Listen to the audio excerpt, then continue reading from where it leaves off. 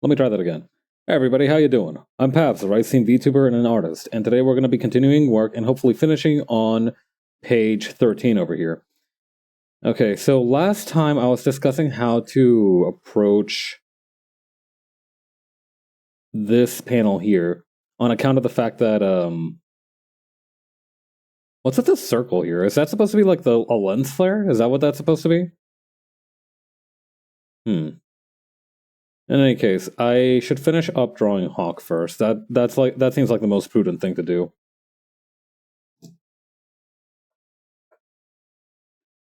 Yeah, that's got to be some kind of shockwave.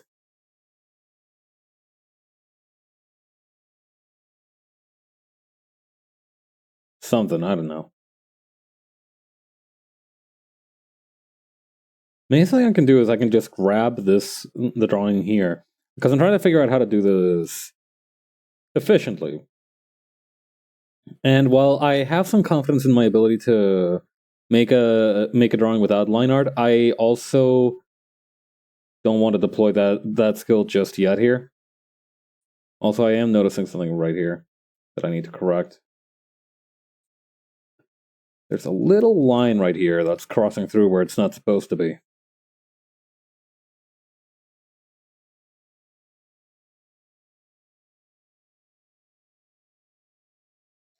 Let's just grab this one while we're at it. We might come back for it later anyway.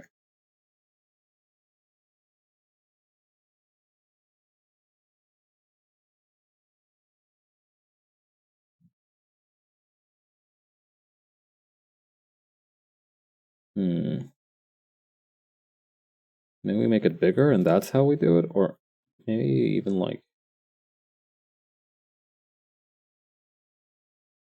I'm wondering what the best way to do this is.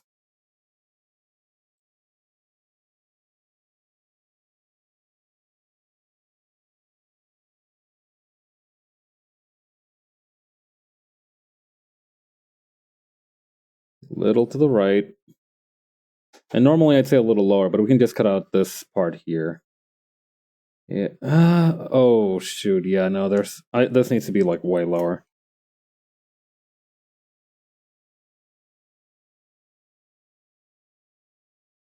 Like down here, kind of lower. I don't know, does that look good? It doesn't feel good. Alright, so here's what let's do. Let's not futz around with that too much just yet. Or maybe I can just kind of, instead of straight up copying it, I can just kind of use it as a reference and then redraw it from there, because I feel like the explosion's going to take up most of the page. Actually, something that would be kind of cool to do is to make it like y'all remember that one Common Writer drawing that I made? I think it would be cool to do it something like that. Like, hang on.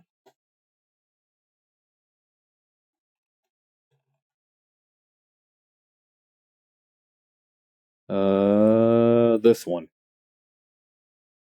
I think it'd be kind of interesting if I made a effect similar to this one, but I will have to go back and check how to do that effect because I do not remember how I did this. Oh, I might even be able to copy and paste parts of it. Who knows?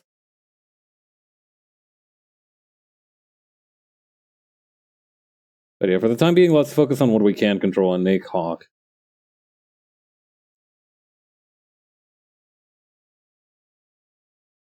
You could probably use a slightly thicker pen, like maybe 11 or 12.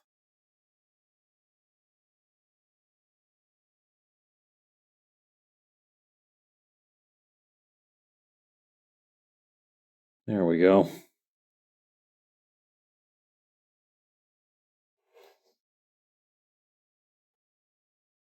Yeah. Recently, I've been looking a little bit more about like the modding scene in Fallout. I've never been super interested in mods, weirdly enough. You know, even in games where it's infamous for its modding, you know, stuff like Skyrim and such. The only times I've been tempted to do mods is because I am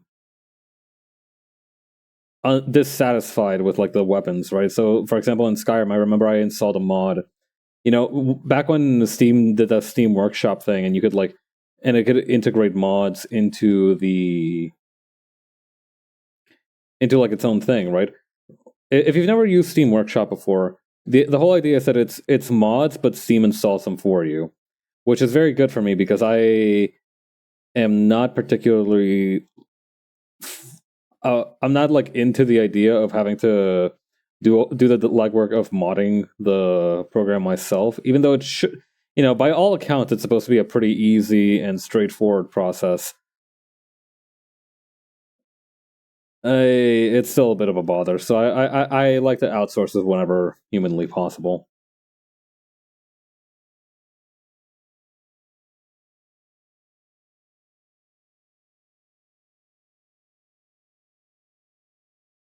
But yeah, the one time I installed a mod from the Steam Workshop on Skyrim is because it promised me to create like unarmed weapons, right? Like knuckle dusters and whatnot. I was like, yes, finally, that's exactly what I've been looking for. So I download the mod, and it is so underwhelming. It was kind of sauceless. It was not particularly impressive. So I was just like, yeah, no, I'm just gonna thug it out. I'll figure out some other way to do this. From what I understand, it is possible to do an unarmed run in Skyrim because of the fact, one, you do have to be a kitty cat. You do have to be a Khajiit for that, and two, you do have to. There's like a very specific enchantment that you have to get from this place called Riften, and I remember that basically in order to make your character strong as fucking unarmed, because you don't have an unarmed skill in this game, there's no skill governing your unarmed damage. You have to actually, the thing that you have to pump is actually your enchantment abilities, because once you do that, you can actually just take the enchantment from the ring or the gloves or what have you and just add it to other equipment, and that'll raise your unarmed damage. I think you can add it to gauntlets, and you can add it to rings. That's also the one of the few times I fucked around with enchanting at all in Skyrim, because otherwise I was completely uninterested in magic. Other than healing magic, I was interested in healing magic because I died very frequently. But other than that, I was like, magic's for nerds.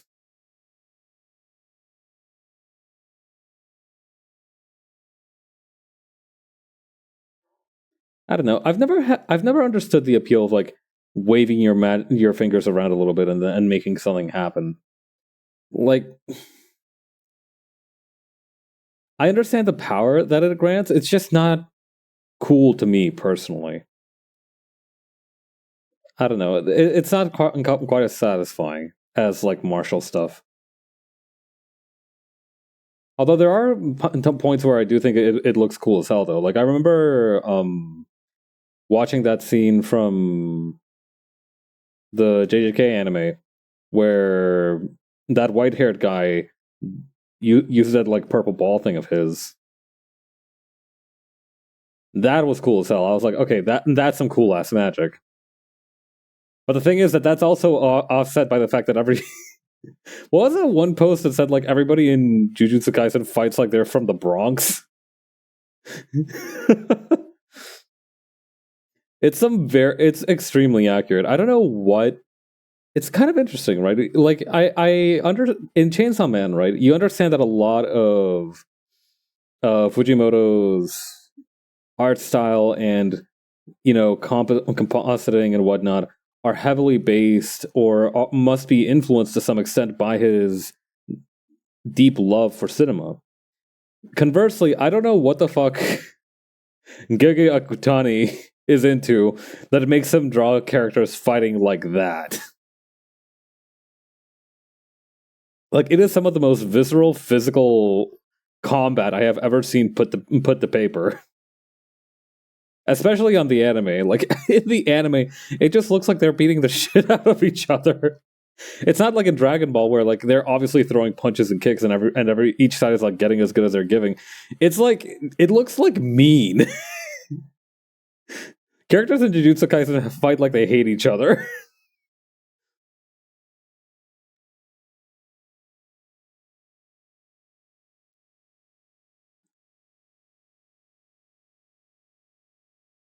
To clarify, I think it's awesome. I don't know. It's kind of refreshing to see different ways of fighting be depicted, but it's especially refreshing to see it happen.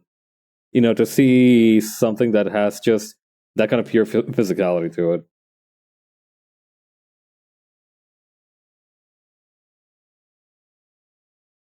Because I feel like to some extent you have to be good at any number of things to make a good comic, right? But you have to also one of the things that even if you think, oh, I'm just gonna do it like this, I'm just gonna like draw it normally. That's a thing, right? Like that's overlaps with like a conversation about art styles and what makes your art style unique. But way the way that people communicate like fighting must be different, influenced by all kinds of different things. Like the way fights are shown in Baki, for example, are way different to like how they'd be shown in something like, I don't know. What's the best example that I could think of for this?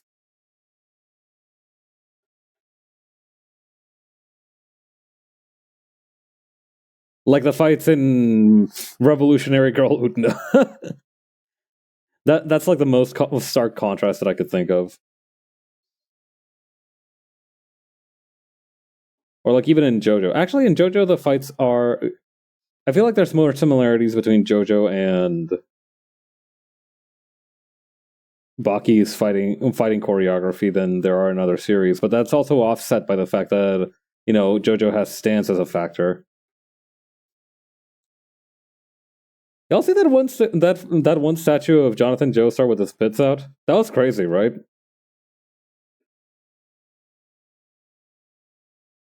I miss Jonathan.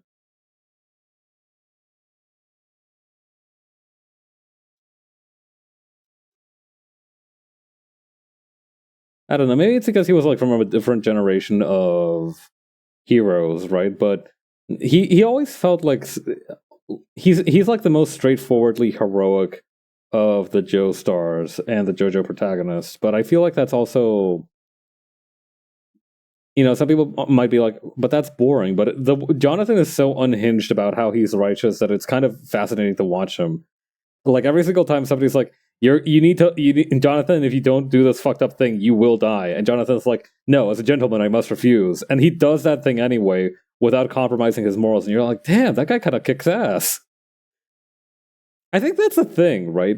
For a lot of these characters where it's like, oh, they're just like a very goody two shoes Boy Scout kind of thing. I think the thing is that in order to have that character be interesting, or to have them be compelling to more people, to more easily make them compelling, I think what's necessary is to like show that those morals are being tested. If it's just some good guy doing good things and there's no reason for him to not do those good things, that's just like a decent man.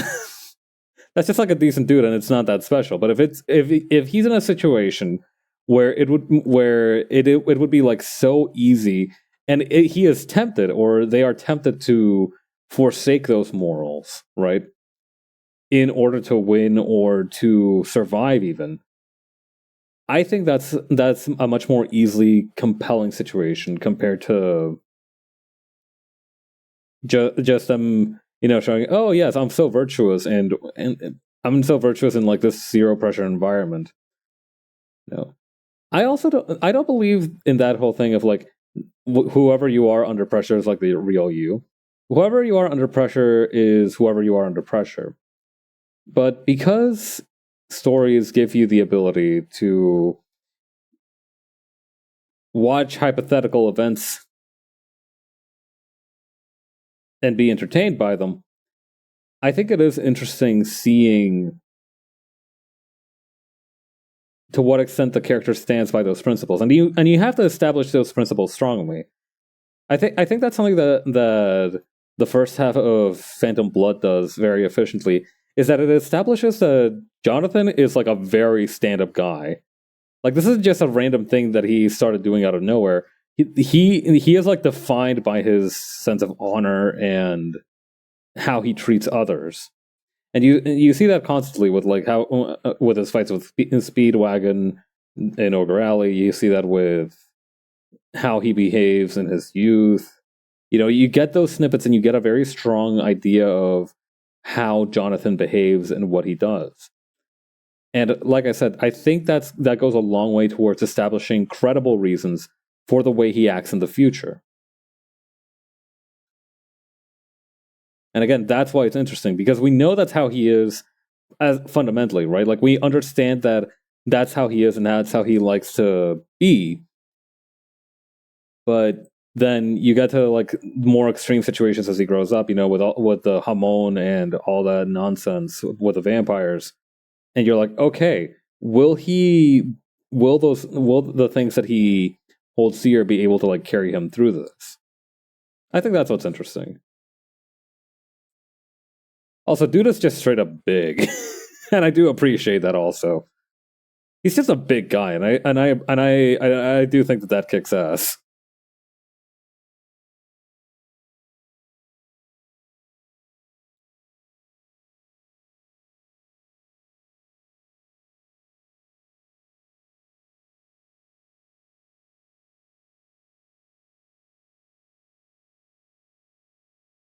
Okay, then over here.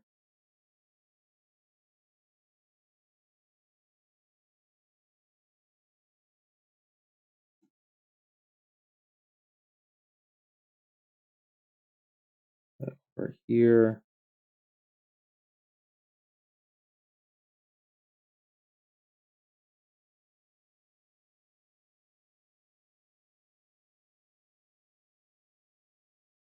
Did I make the snout on the helmet too short? I might have made the snout on the helmet too short. Let me fix that. I know I did shorten that thing, but we can always bring it back up. Now, just imagining, I'm just imagining somebody like sanding down a Borzoi's nose to be like a reasonable length. Kind of like how you can like saw off a long shotgun to make like a sawed-off shotgun. Not somebody just like pares down a Borzoi's schnoz just so that they stop being a sight hound and start becoming a scent hound. God. Give it some very strategic selective breeding in a couple hundred years, and we will get that. The sawed off now Borzoi is a possibility. Although, granted, I don't know how healthy the dogs would come out. That's the thing. That's the thing with selective breeding, is that you got to be very careful about like what traits you selectively breed. Like, for example, ragamuffin cats. From what I recall, they actually have quite a host of health issues due to the fact that they're what keeps them so tiny and cute and stubby limbed is also directly related and correlated with some bone diseases, some weaknesses of the organs and such. Or like Scottish folds, how they have like weak cartilage to achieve the ears or something. I don't know. I remember that a lot of cat breeds, like the very fancy cat breeds, have some kind of major detriment in exchange for their defining feature. Or like pugs, for example. That's also a good example. Pugs who have super squished up faces, that's kind of their trademark. That's actually very unhealthy for them, and some people have been breeding them to have longer snouts again, and they look pretty cute. I mean, I don't know if you've seen how pugs with long snouts look. Hang on, long snouted pug.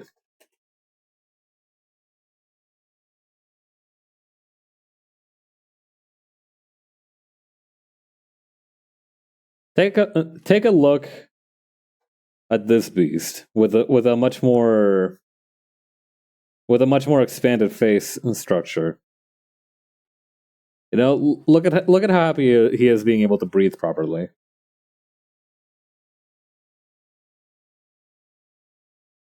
Yeah, here's like a direct comparison, right? Between like a pug and a retro pug, as they're called. Right? The difference is so obvious. Like this is like the lips and mouth of the dog. This is not its nose. This is its nose here. This is its nose. Look at that thing. It's like indented.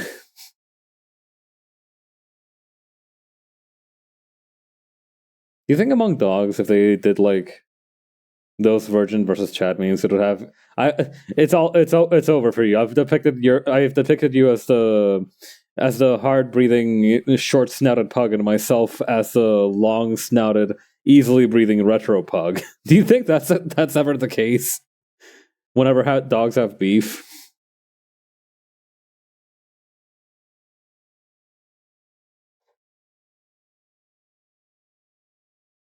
The biggest hypocrisy of myself is that, well, I don't know if it's the biggest. It's the one that I can most consciously think of. One of my biggest hypocrisies is that I would never. I do think that soy jacks and whatnot are a net negative on the internet, but I do think that they are extremely funny in terms of putting other people down. Like if you put somebody else in a soy jack, that's game over for them. Not only have you demonstrated that you have like artistic prowess to some extent, or at least a wherewithal to try to attempt such a feat, you also demonstrate that I don't know, it's something powerful, right? To show that you're enough of a hater to like immortalize your opponent's visage and caricature. I don't know. I feel like that's a special kind of hatred.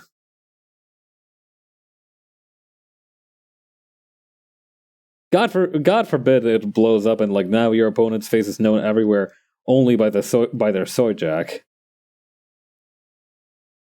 That's like the equivalent of like old school that old school curse. May you live in interesting times. Like we all live in interesting times at the moment. That's not powerful enough. I hope your face becomes a soy jack. That's strong. That's threatening. That has happened to people.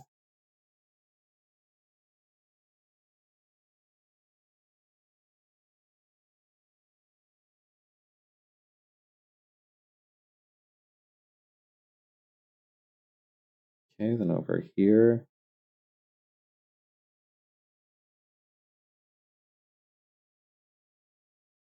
Scale down the line width a little bit. I think the pen I'm working with is too thick. I feel like I've said that a lot recently.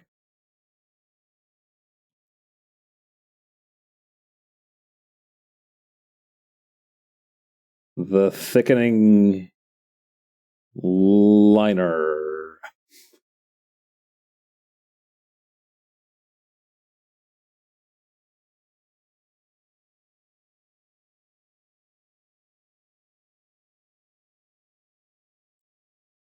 My all right, and quick update on the hypocrisies. I just thought of another one. I don't think that that thing of like calling a particular animal or individual like the X-er, kind of like how they had that one joke of like, what is the purpose of the squid in the ocean? And the answer was the squirter. I don't think that joke is that funny, but whenever the opportunity arises, I almost can't resist the urge to make a joke based on that format.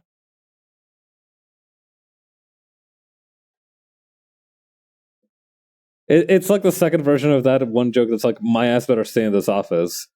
I did not think that my ass better stay in this office was that funny, but I still kept making the jokes and regardless.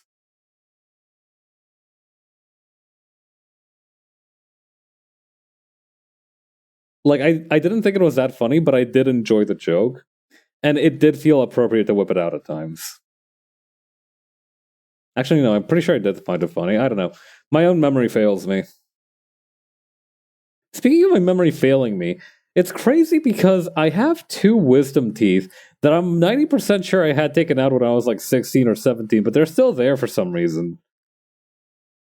Like, I was under the impression that I'd gotten rid of all my wisdom teeth, but every single time I go to the dentist, he's like, "You've got wisdom teeth, bro." I'm like, "But that's not possible. I feel like I remember them being taken out." And he's like, "Well, I don't know what to tell you, man. You've got two, you've got two extra ones in there." And the fucked up thing is, like, the evidence all seems to point, like, it would take so many leaps of logic, right? Because one, if they're there, that means that they haven't been taken out. He did say, but my dentist did say that it's a possibility. Some people apparently they call like the wisdom teeth the eights, right? And so you've got the last molar, so which are the sevens, You got the wisdom teeth, which are the 8s. Some people have 9s, which most often show up as like tiny little, like very teensy weensy little buds of just calcium in there, and those are usually harmless. Those are mostly harmless. They're like with everything. There's a possibility they'll become a bigger problem down the line, but most of the time they're harmless. Now, if I had my wisdom teeth taken out and I still had something up there, that's what it would be. But the issue is that like these are like proper man-sized teeth. These are like actual teeth. These are not like little calcium nubbins. These are full-on like molars. So it's unusual. It's a little bit strange because I swear to God I had all 4 of them taken out. Ain't no way the dentist like accidentally missed a couple. Like, where would I even hide all of that? Like, right? Because the thing is, like, your jaw isn't that big. It would be like a fucking clown car kind of situation if like that were the case.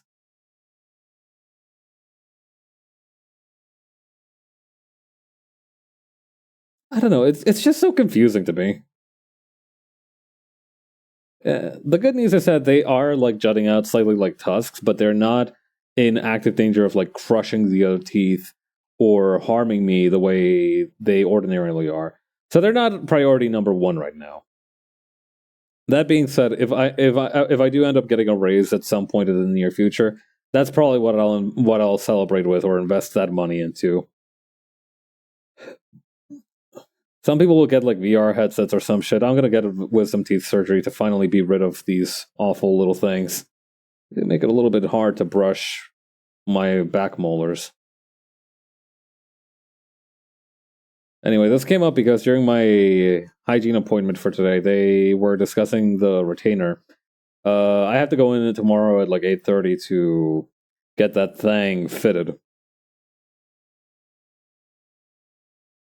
Yeah, they're gonna scan my teeth. Shouldn't take more than like 20 minutes, and then I'll be free to go on my merry way. And they will go ask those dorks at the lab to 3D print the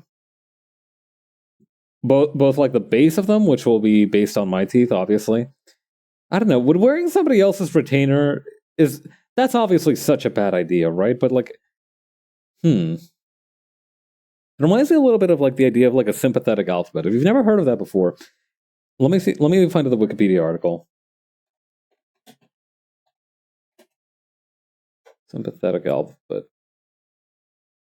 Ah, here we go.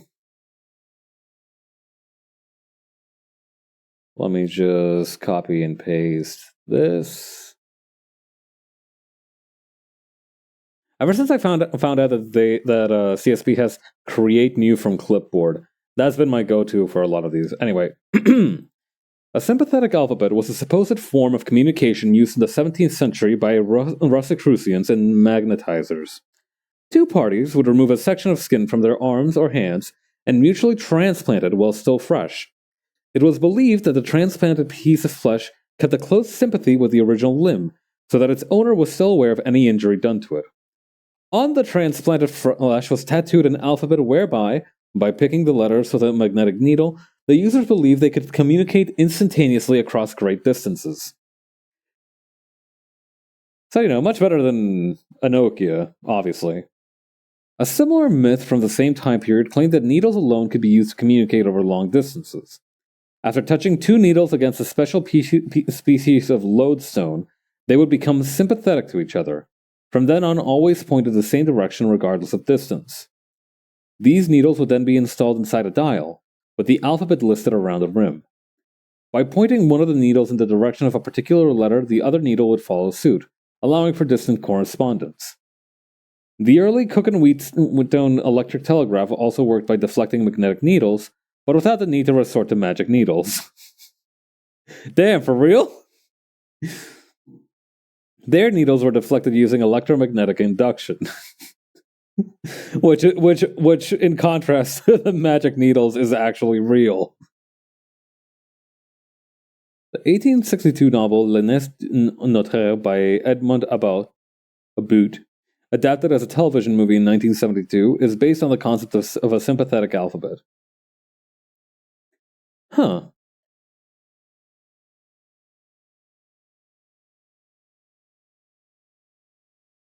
It's crazy that lodestone just used to mean magnetic rock. You could just call shit anything you wanted back in the day.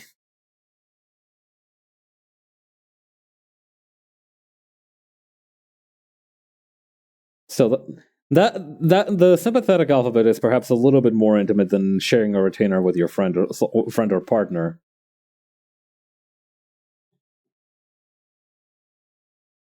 But hey, you gotta adapt for the modern times.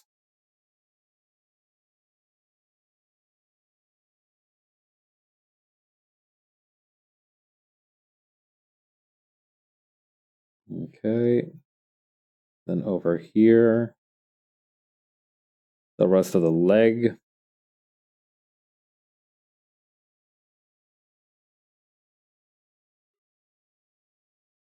Oh, lordy.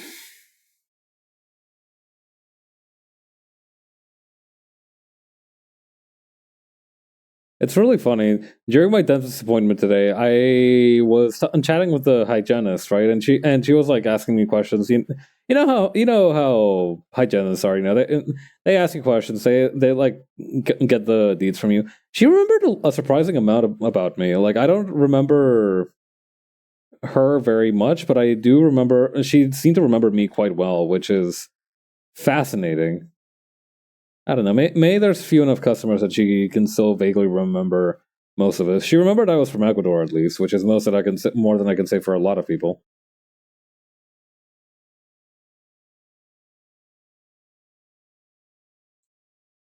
Something. I'm Latino, so don't put me with the M&Ms.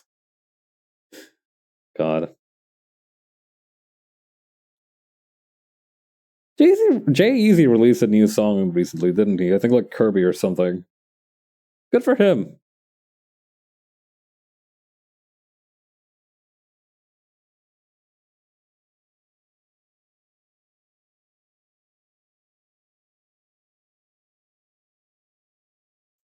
It's also really funny because the funniest Jay Easy video has to be for Bridget because he invited a bunch of Guilty Gear cosplayers out for that one. And like you can see that he's doing that usual thing, right, where he's like running towards the camera as part of like the music video. But the thing is, like, you can see that the cosplayers are like kind of struggling to keep up. So a lot of people are like, "Wait, is Jay Easy just like fast as shit?" And I had my suspicions about this because during one of the TikToks that he made, he was like running alongside a car, like he was running astride of a car, and bro was keeping pace rather easily.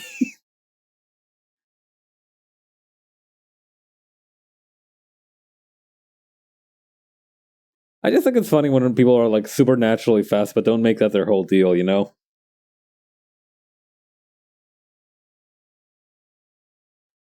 It's kind of cool to find out like that your buddy could have been the courier who ran from marathon and back, but he just works as a he just like restocks shit at the local Whole Foods. My brother in Christ, we need we need you delivering fresh messages the from I don't remember the other town that was involved in like the Battle of Marathon. Ballad or something like that.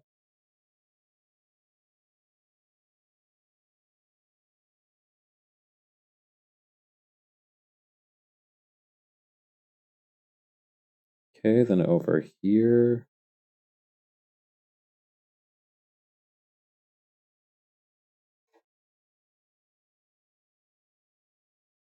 I will say one of the sitcom TV show How I Met Your Mother left a. I watched a lot of the episodes of that series in my travels, shall we say, and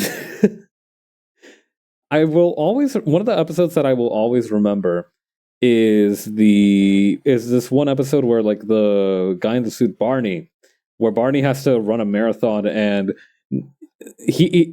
I think one of the other characters was training for the marathon a lot, and he was like, "I could just run a marathon," and they're like, "No, the fuck you couldn't, man. That's not how this works." And he's like, "No, I could do it."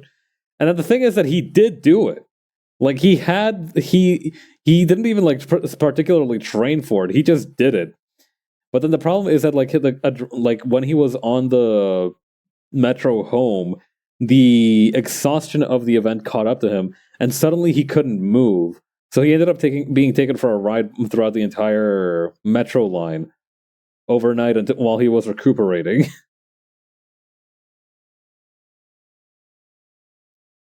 Marathons are crazy stuff. I thought the worst part of it was the fact that like you would have to be running for almost like 5 hours. I thought that was the bad part about it. In reality, it's even worse because then also like your toenails just start falling off, from what I hear. So what the fuck? It's crazy because like when you think of running, when I as somebody who's not too familiar with long distance running, I used to think that the worst thing that could happen to you after a run is that you got like shin splints. I did not understand that like your toenails falling off was a very real risk and a genuine danger. Like I thought the toenails were completely outside of this equation. I was not aware that they were a factor.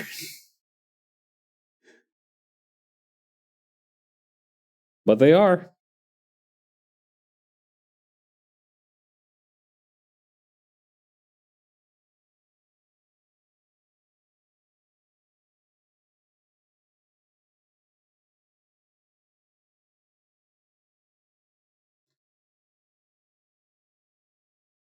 Anyway, I think that's Hawk pretty much done. I think. Am I missing anything? Wait, I forgot her busted shoulder here. I was gonna say something about this seems too clean. It's a shame too, because this shoulder came out really good. Oh well.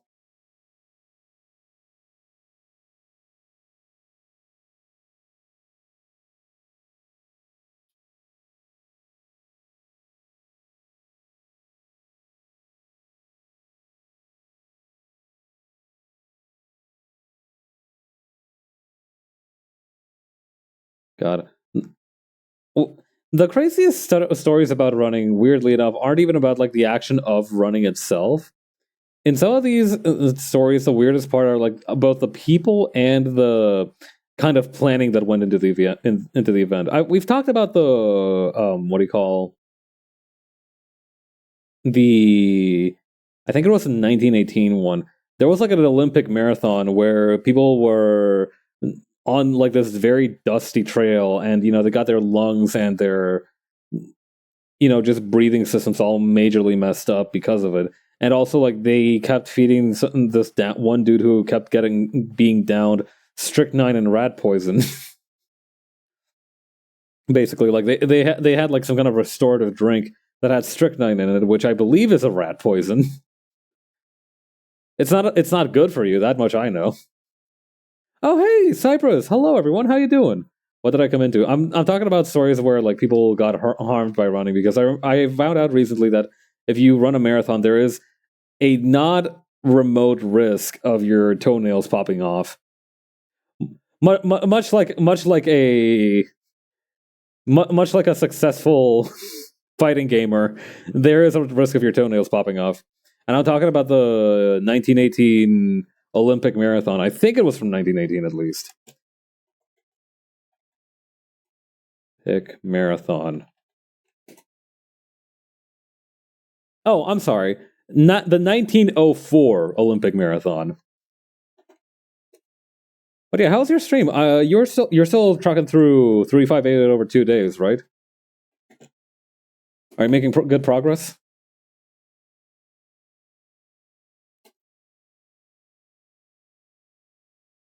Like day 149. Damn, out of 352?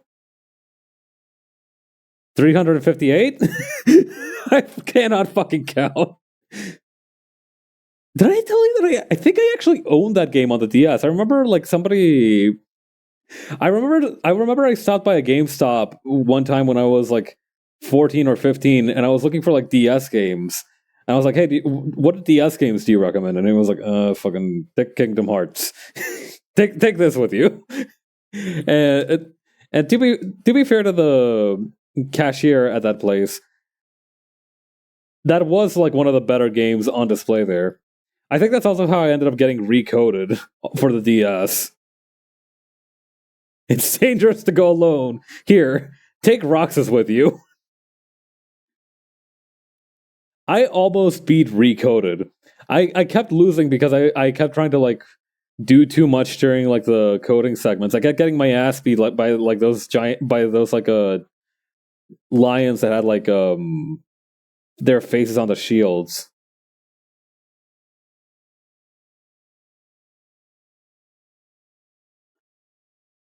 God, Recoded. What a crazy ass game. That was the first Kingdom Hearts game that I played, and I had no idea what I was stepping into. Sora was like, it's Riku, they put bugs in him. And I'm like, who the fuck is Riku? Who the fuck is Riku?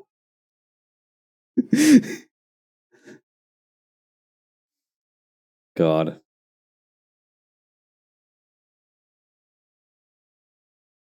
Like, I vaguely understood the concept of Kingdom Hearts. I knew Mickey Mouse was there. But I didn't know anything else about Kingdom Hearts, so I just went in there. They let me raw dog that shit. I had no idea what I was in for.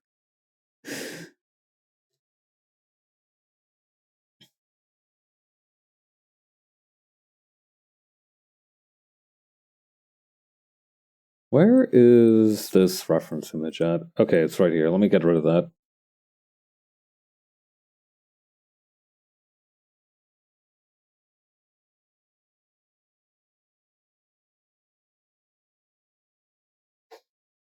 They sure did end up putting bugs in that guy, huh?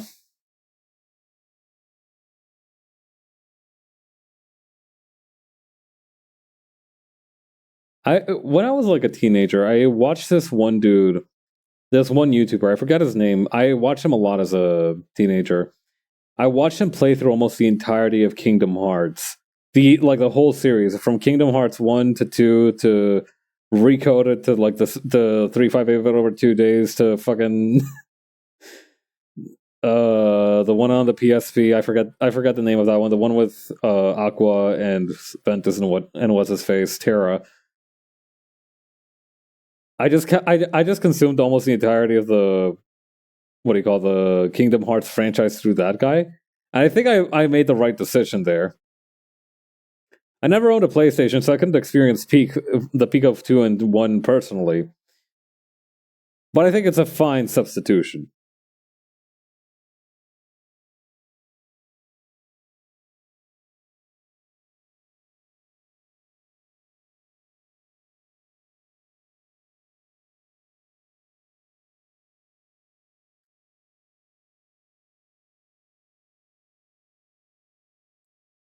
Okay, then over here.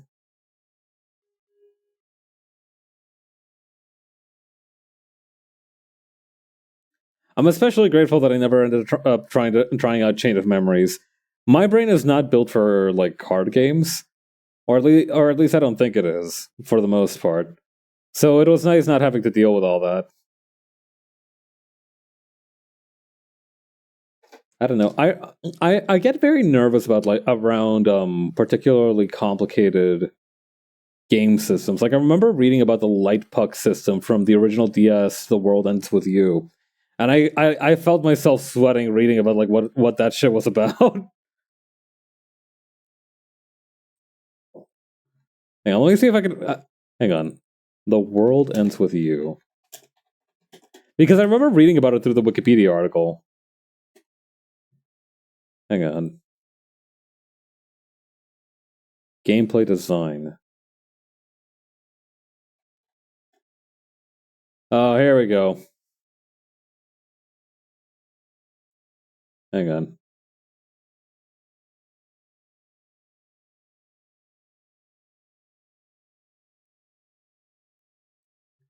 Combat. The game's combat system is called the Stride Cross Battle System.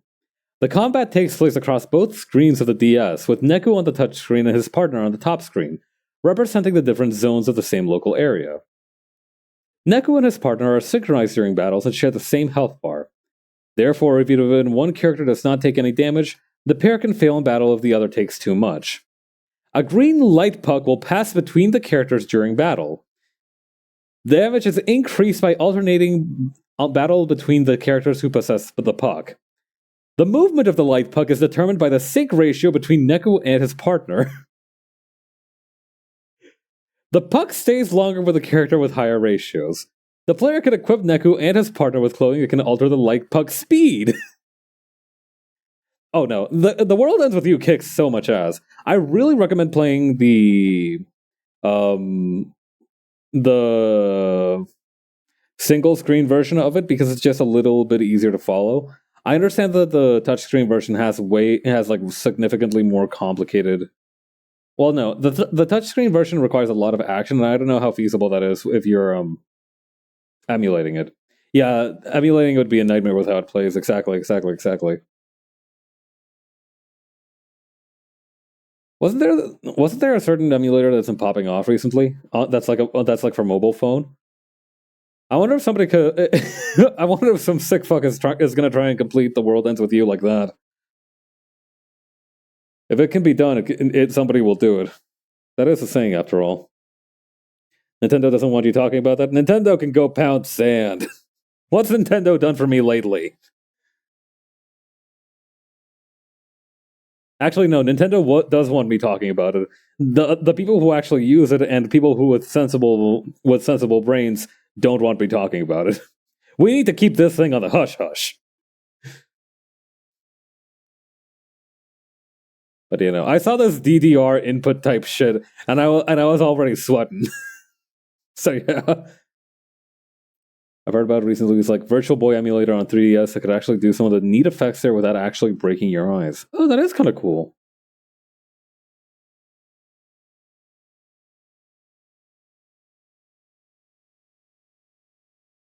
But yeah. No, The World Ends With You is a great game. I would not survive playing the original DS version. That is all.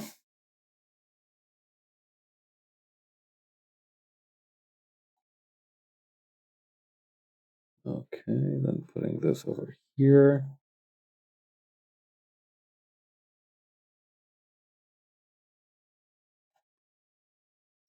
That being said, I'm giving it a lot of guff, but it looks like a very innovative battle system. It does seem to be pretty fresh.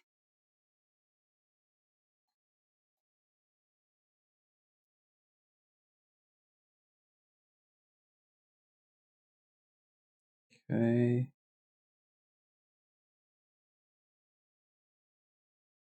How are you losing that much resolution, brother? I did not scale you around that much.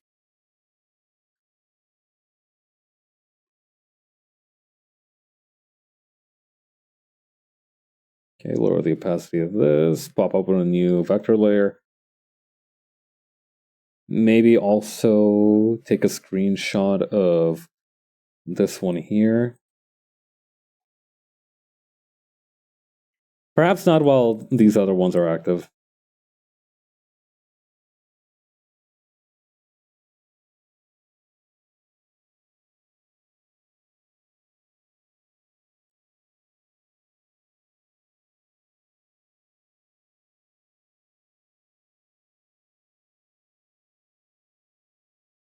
That's odd. Oh wait, I know why this is doing it. There we go.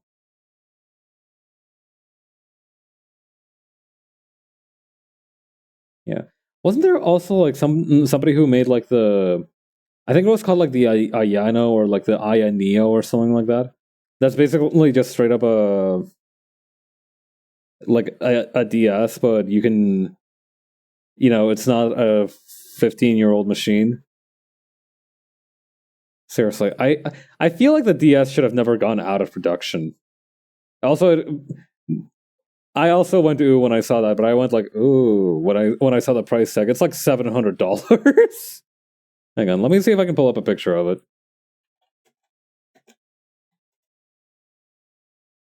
Yeah, it's the Aya Neo Flip DS. It is. Hang on. Can I just pop up in the browser screen? Is that something that I'm allowed to do? Hang on. Here we go. Let me resize this sucker. Yeah, this is the Aya Neo Flip.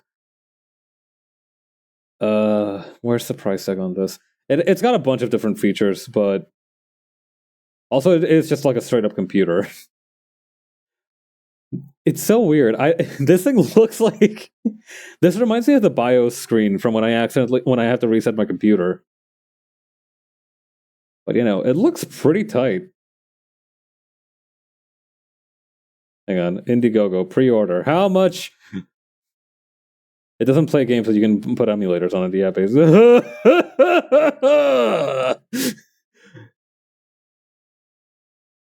Oh wait, no, that's the total money raised for it. I thought that was the price. Holy shit! I almost spit out my drink.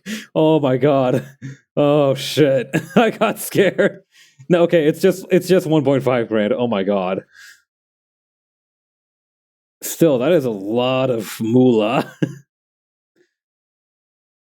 That is significant amount of money. Yeah, for 32 gigabytes plus 2 terabytes, I guess, or whatever. Oh brother. No, sir, we will not be seated. Thank you, but no thank you. Do you need 2 terabytes in my pocket? Yes. Actually, listen, there is never a time when I would like to be without 2 terabytes of storage. That's just facts. I'm the guy who loves having lots of data storage options.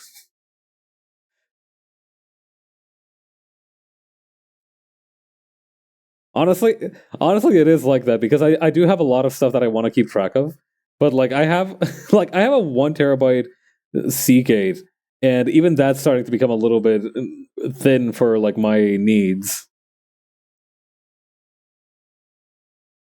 My ass be hoarding images. I don't know what to tell you. I just really love saving images.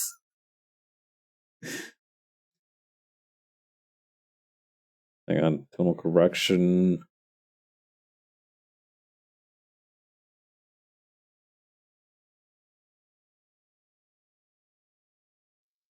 Okay, convert brightness to opacity. All right, so here's the plan. We're going to size this one to be more in line with what we with the angle of it that we have over here.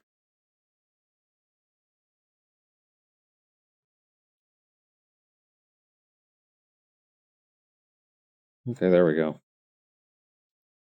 There we go. Now this way we can do something with that. I don't know. But yeah, I am a guy that loves having mucho storage space.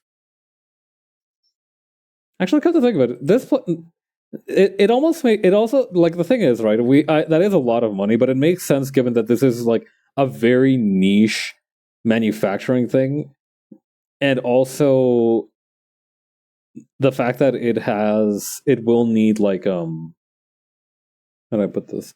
Like it like all those parts look to be like fairly custom. Like I don't think you have parts like this on the market normally. So I feel like that does justify the price tag significantly. But that's still a lot of cash. That is like an unconscionable amount of money. I could have another gum graft surgery with that much money.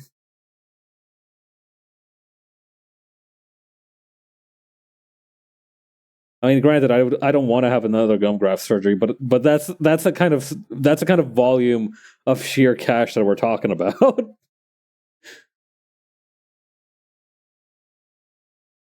I'm gonna take a sip of drink.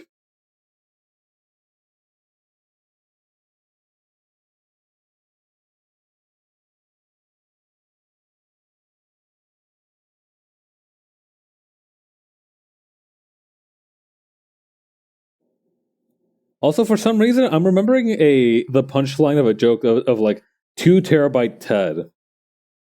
Somebody said something like, "Look at 2 terabyte Ted over here." I don't remember the setup to the joke. I think they were complaining about the size of video games recently, which is always a valid thing to whine about. But I do, I 2 terabyte Ted's journey is similar to my own. I do identify with 2 terabyte Ted.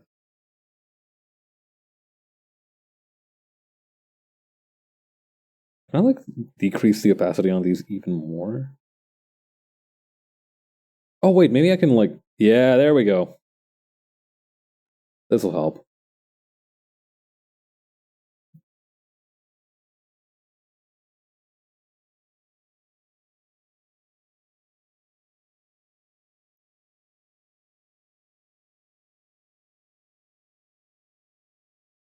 Hmm?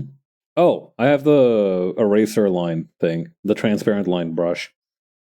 I've never known how to interpret this because it is for all intents and purposes, right? Like if I make a line here and I grab this brush and I make a line here, that is for all intents and purposes erasing it.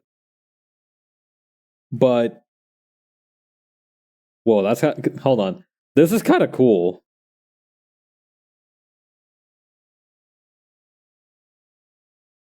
But yeah, I don't know. For all intents and purposes, I've just erased a line, but like it's a line of transparency. I don't know. It's just kind of weird. It feels weird to think about it in terms of like this is a transparent line, right?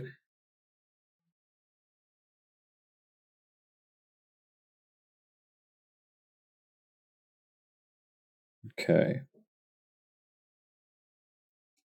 What might also help here is to grab a special ruler and use radial line. What is this? Oh, this is radial curve. You know, I kind of want to see where I go with this. Hang on, let me. What does this do? Oh, that's freaky. I like it. Unfortunately, not what I need right now.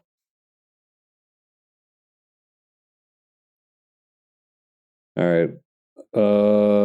Radial line. Here we go.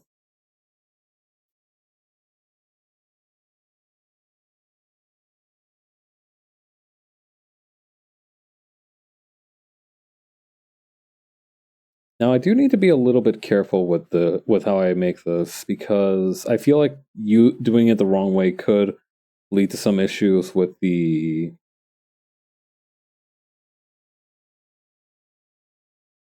The thing is that it's not. Oh, wait! I know exactly what to do. So I'm just gonna make. First of all, I'm gonna start with a circle, smooth and inoffensive.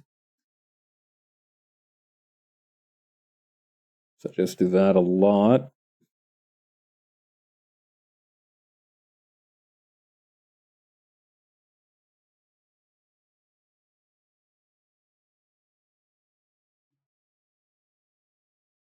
And when that's ready, I can just kind of flatten it a little bit, and then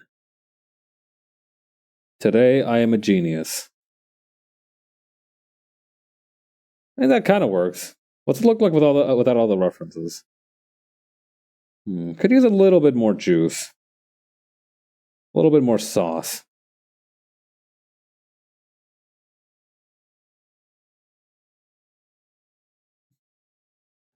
Having like a bunch of little auxiliary lines like this. I don't know. This is kind of like pointillism. I'm into it. Although it will take a while to do the whole thing like this, but oh, it's not like I'm in a particular hurry. Yes, I am. Why did I lie like that? I am definitely in a hurry.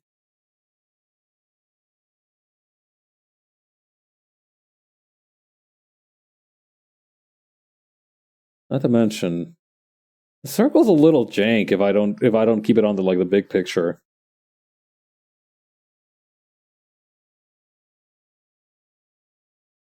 Hmm. I need this to be even more transparent. I need these to be very barely visible. I need to strain my eyes to see these.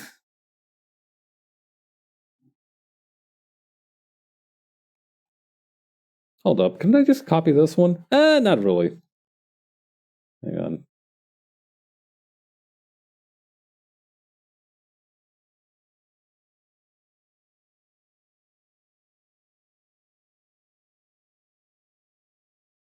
Hmm. What if like right here I had like a secondary thing? Because like right here is where the bombs are lying anyway.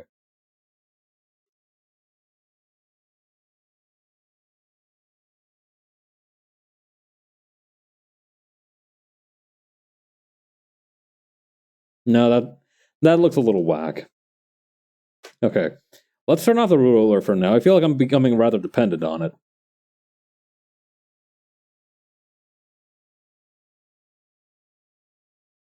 And maybe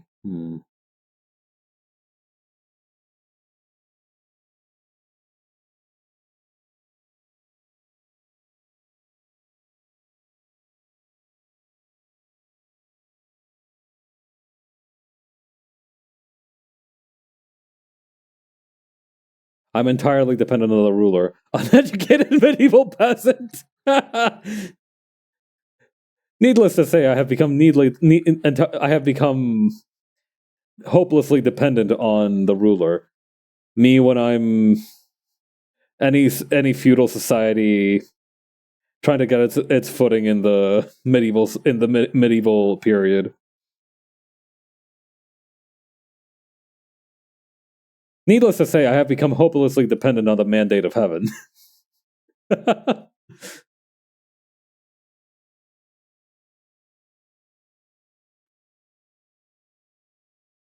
I joke, but that's straight up what it must have been like.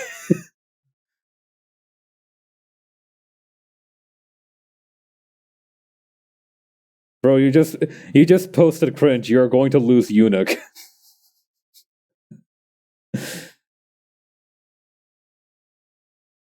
Okay, there we go. I was talking earlier about how you have to have like a special kind of hatred for your target if you ever make like a soy jack of them. I think if we had introduced soy jack technology to the court eunuchs, they would have been even more devastating than they already were. You know, those fellas would have been cooking something straight up highness. I shudder to think of the potential consequences. We should do it. I feel like if we do ever unlock time travel technology, it's gonna have to have like a bunch of like annoying ass rules to it, right? In order to, make sure we stay in the alpha timeline and like don't accidentally become your own grandfather, that sort of thing. But I feel like introducing Sojaks to the eunuchs as like a form of disparagement. I feel like that one could be relatively harmless. Like they're gonna talk their shit anyway. They just have a different way to do it now. And will benefit in the future by having access to ancient Sojak memes.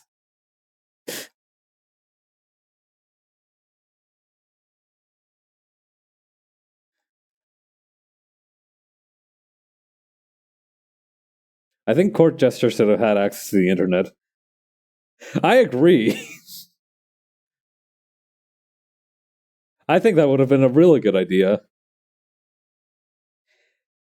You just hear some jingling bells and like, my lord, they are talking shit about you on Reddit. Hmm. And what is it that they say, oh jester of mine? They say that your ermine coat is fake as fuck. How disingenuous. I shall have to moderate them immediately.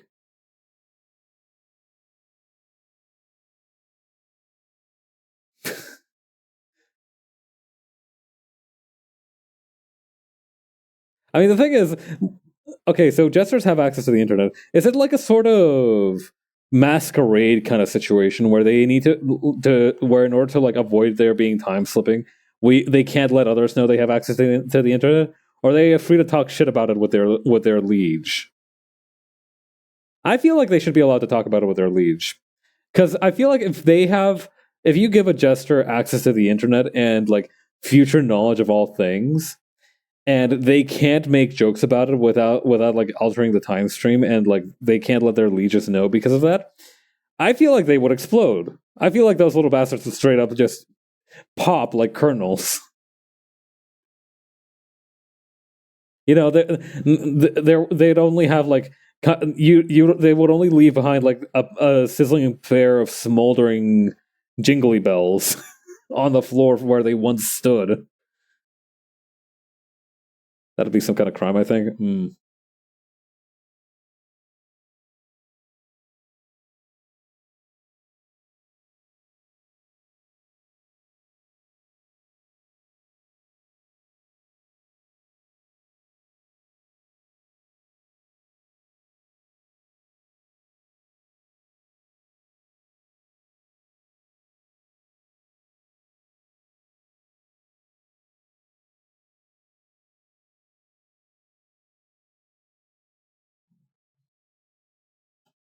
No, some of these aren't quite right.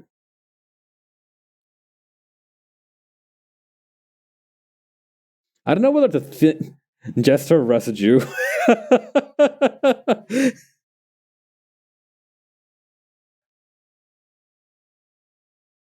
Jester residue, also occasionally known as Joker goo. The Jesidue. God.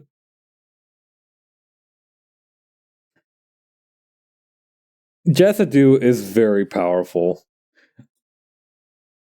I feel like introducing Jesidue outside of like the context of our current stream situation would be like introducing a, you know how like letting outside cats roam around actually like endangers all species of bird in your area. I feel like it'd be kind of like that to the current ecosystem. I feel like Jesidue is very, very strong. Jesidue is like baby Broly level power levels kind of shit.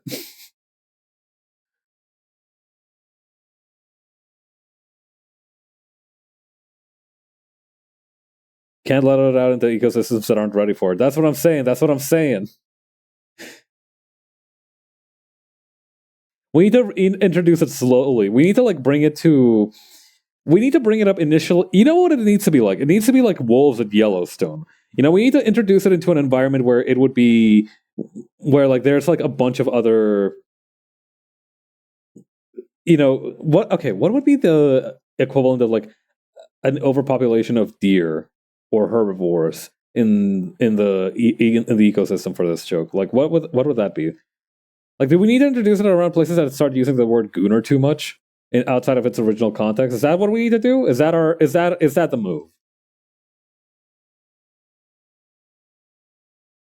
I feel like the best place to introduce it would be some kind of fantasy place. What are people who are really into Baldur's Gate 3 up to nowadays? I feel like the initial hype around the game has kind of died down a little bit, so I feel like they're hungry for something new.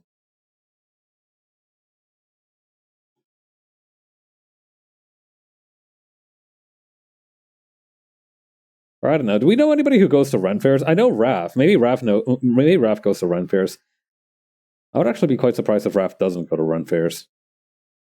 Playing tabletop games, can confirm Jester Goo is in there. Fabulous. All right, perfect. We have an in. We have like our 0 day point. We have our first strike target. This is already going so much better than I thought it would.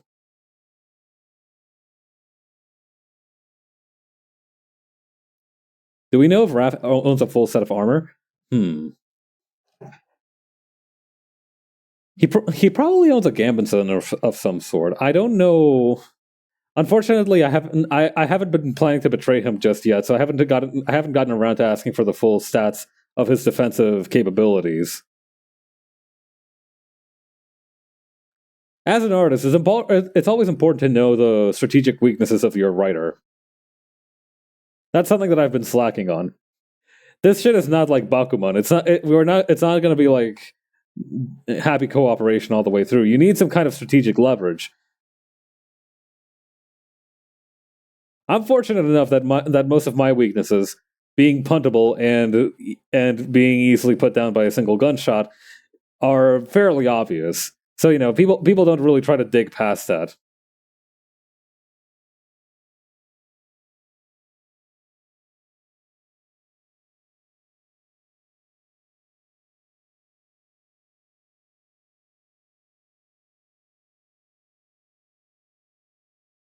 Okay, and then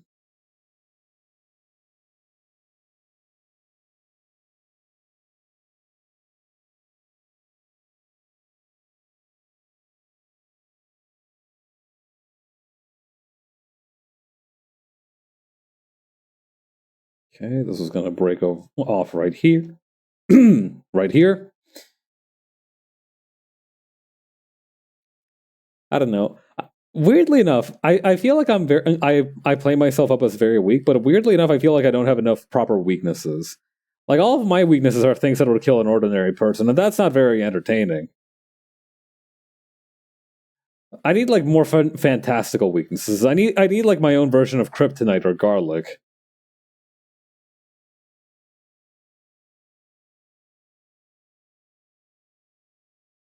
Shrimps, maybe? I feel like a shrimp could probably kick my ass. And I do have a light shellfish allergy. I might be able to swing that into the lore somehow.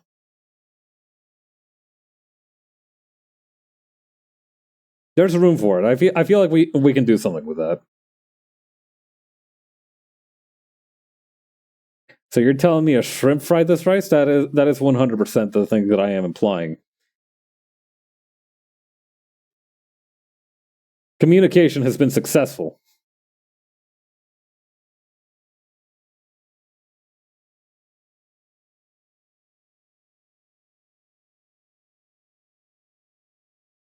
You know what I kind of miss? Shrimp Miku. I feel like she was around for a couple days and then we didn't see too much of her. Some people are probably still making fan art of her because that's how the Vocaloid fandom is, but I don't know. I feel like I haven't seen my friend Shrimp Miku in some time.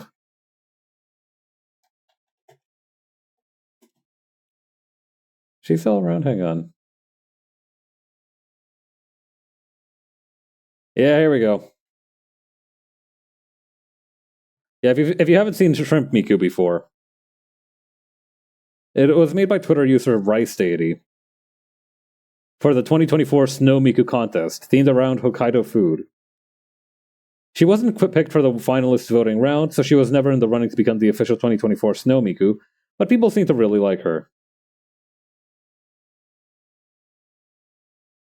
There was even like a plushie of her.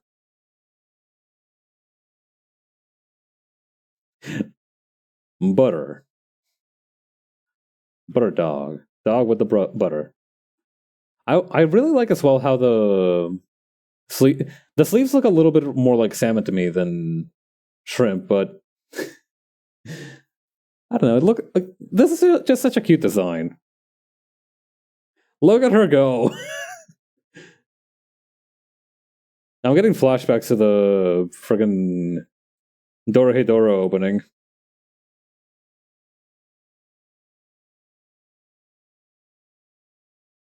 She has no concept of kitchen safety. Good for her.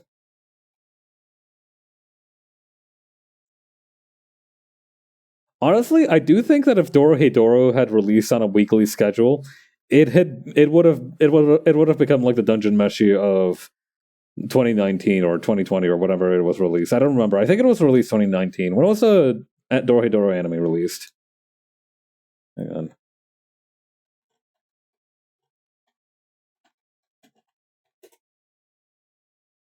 Let's see.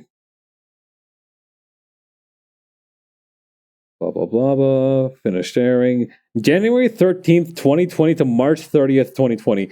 January 13th, 2020. What an innocent time. God, I remember being like fucking around in my putzing around in my room like in I think it was like March 2020 when the shit started really going down. Like it was like literally 3 or 4 weeks before the problems. God, January 13th, 2020. What was I even doing back then? I think it was super funny because I remember I was like coming back. I think it was in like March or something, right? When shit really started to hit the fan over in the West. But I remember being like working on my assignments that day because I was still in university at the time. I was like working on my assignments, and I got like these notices from my professors, like,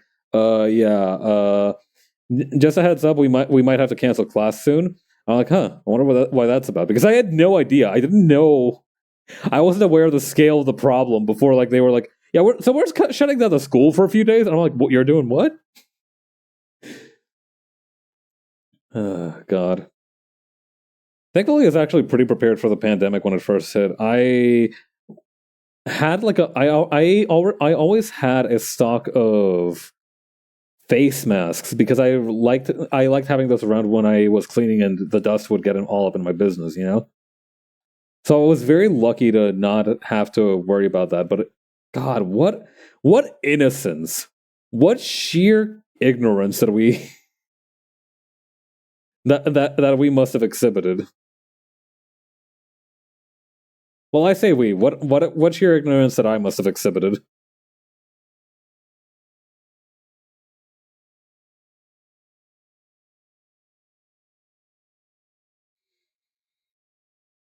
Well, it's not like we can go back to before those times, but God,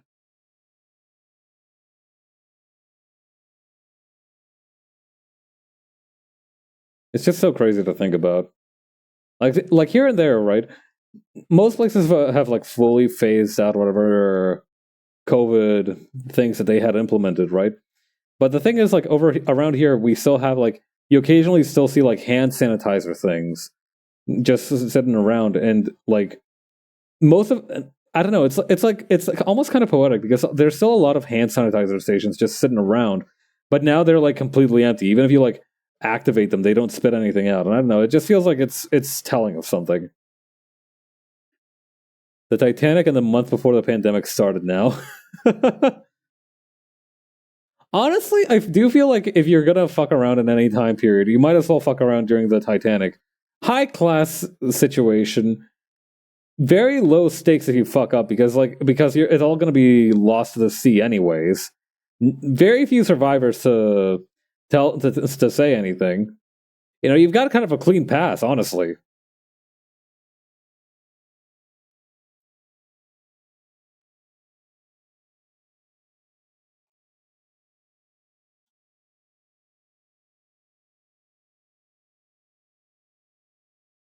Okay,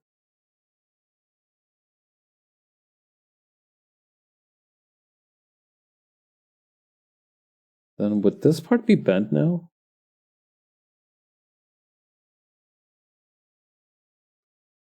Yeah, I think so.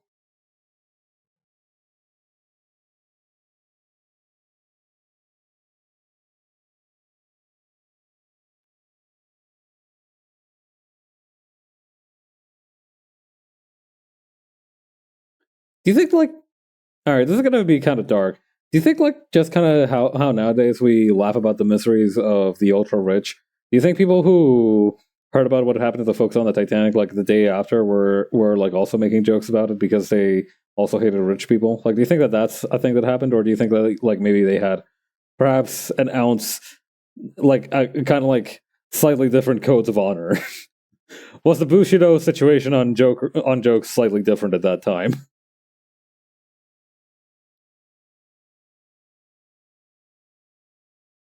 That was almost definitely a thing back then, probably.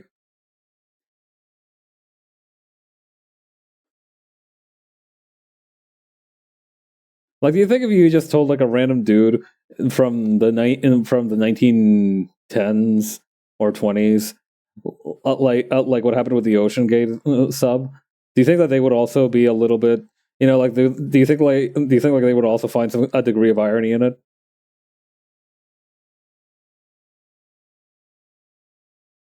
I don't know. This is getting kind of dark. Let's switch topics.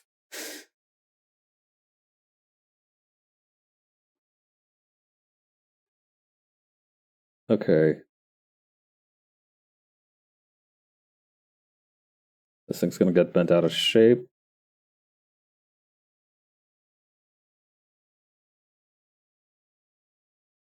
Hmm. How to make this avoid looking like a titty?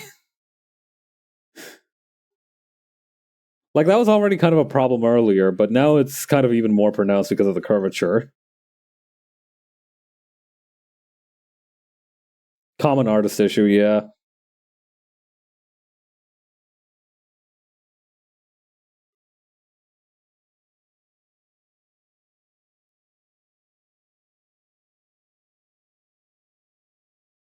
I don't know.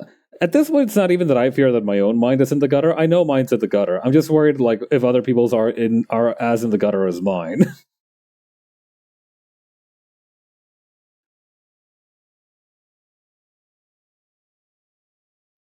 I remember during my Disco Elysium playthrough, there's been that recent trend, right, of like people being like, "What was your like most WTF?" VTuber experience, right? Like the weirdest thing that's happened to you as a VTuber. And most people have very ordinary horror stories of like, parasocial fans, people who are attached to them and like abandon them once like they've used them, that sort of thing. Ordinary problems, really. Tragic though that may be. I had an issue where during my Disco Elysium playthrough, and I remember this vividly, somebody said that my I haven't really had anything weird, but my career is still pretty early. Yeah, no, we've got time. We've both got plenty of time. I mean, some weird stuff has happened to me, but like it's I've gotten mostly over it, kind of. Whatever. But yeah, this one wasn't so much traumatic as it just was like something that that makes me ruminate on it a lot. And like during my Disco Elysium playthrough, some dude was in my chat and said that to summarize the kind of like idea of his message, he basically said that my design was kind of phallic. First of all, I don't think it is. I'm pretty sure that guy was tripping. This was back when I had my like. Hang on, I don't know. Maybe it was like my model at the time, or maybe like I said, the guy was just like straight up like maybe too porn brain. But I don't know. It's something that I've been like wrestling with sometimes.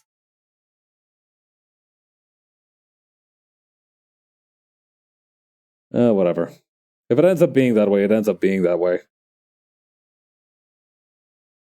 My brand is a little bit too meager, though it is. My brand is too attached now to this mug of mine.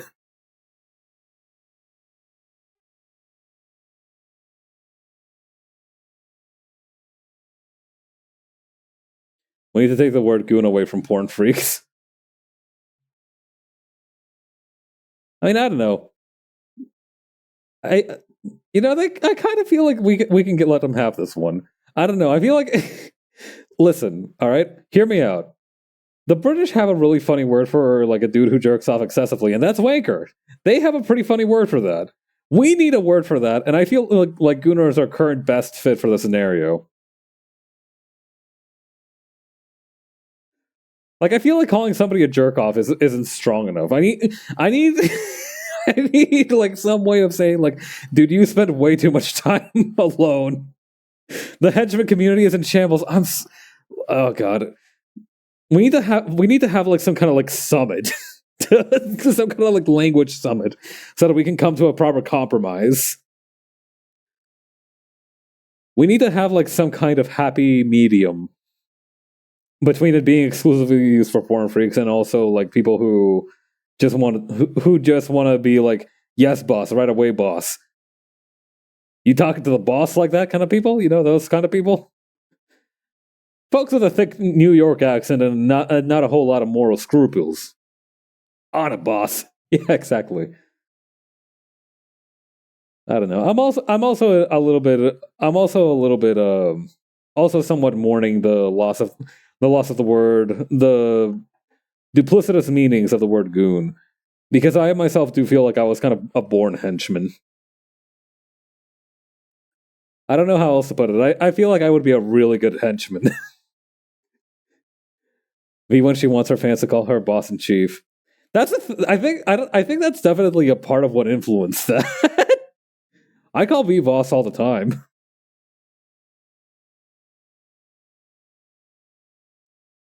It's gotten to the point where like there's this other VTuber called Bon, and they also like ask people to call them boss like that. But I'm like, I don't know. That feels like that feels weird to me now. I don't know if I can do that.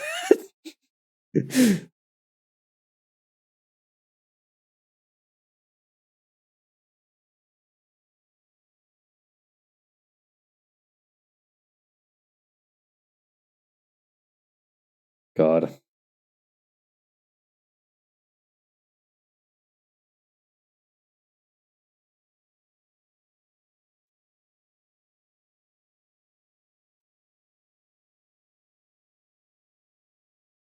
Let's see.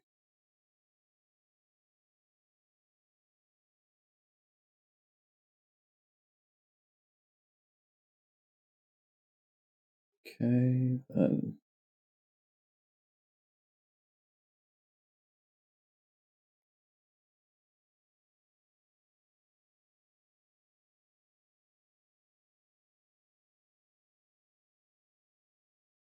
No, that doesn't look like anything. Hang on.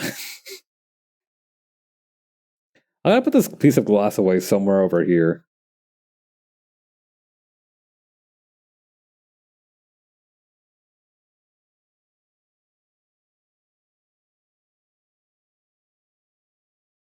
Hmm.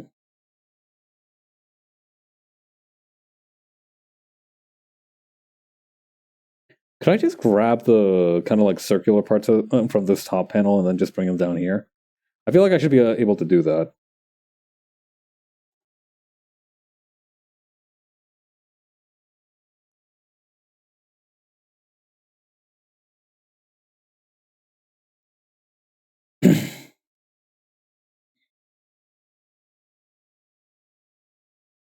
Okay, then over here.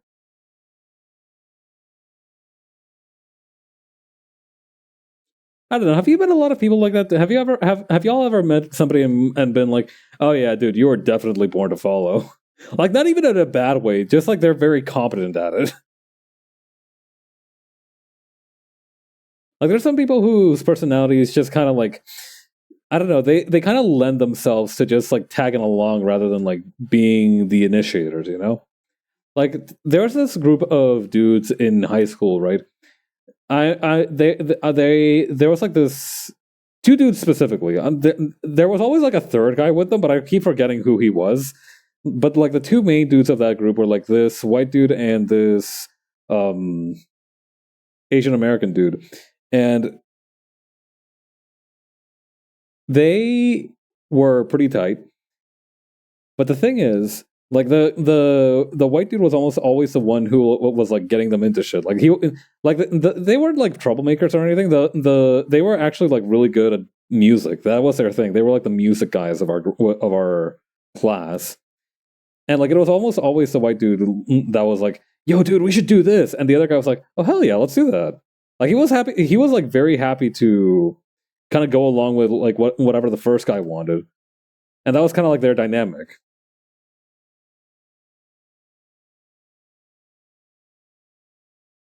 And you know, I feel like that guy would have made an excellent henchman.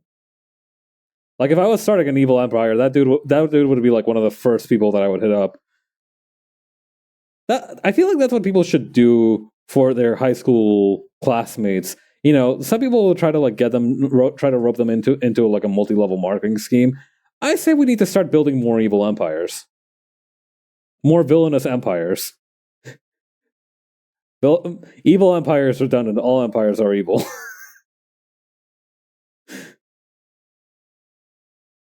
Quit your emo band. Why? Join my join my nebulous organization,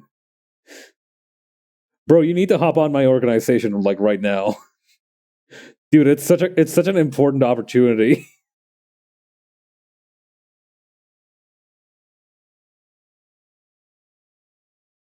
Did I not switch this corner? What's going on with this one?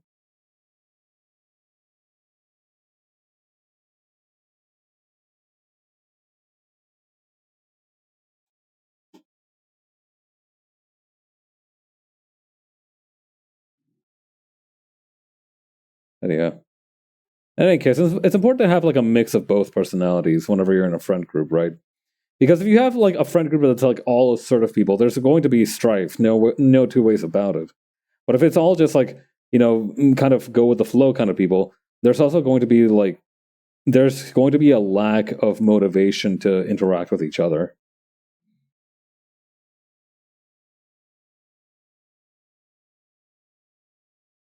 The other day, somebody posted a this MS Paint screenshot of a Discord server where people were talking, but like nobody was responding to each other. And I've also seen Discord servers like that where people do occasionally chat, but they don't really seem to talk with each other very much. It doesn't feel like a very social place. And I do think that that's what ends up happening whenever you have a bunch of people who don't generally have an interest in starting something new or striking up conversation. You need to have people who, because I think that's what makes the people who start something, right, the kind of like initiator, shall we call, the provocateurs, if you will. I think that's what makes them especially valuable, is that they also try, because they want to do something with other people, or they realize that they can't do it alone. They interact with others, and they do try to listen to them. And I think that's what makes for an effective initiator. I feel like I'm describing engine components or like party makeups in like a D&D game. I might eventually. Yeah, look for the tabletop role playing game that I'm dropping real soon. Actually, that would be a funny idea. Just making a tabletop game about trying to stop your Discord server from melting down, turning into a scrap heap and so much virtual dust.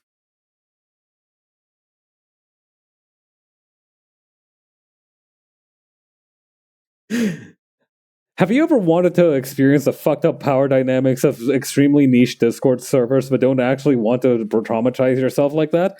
Well, have I got the tabletop game for you?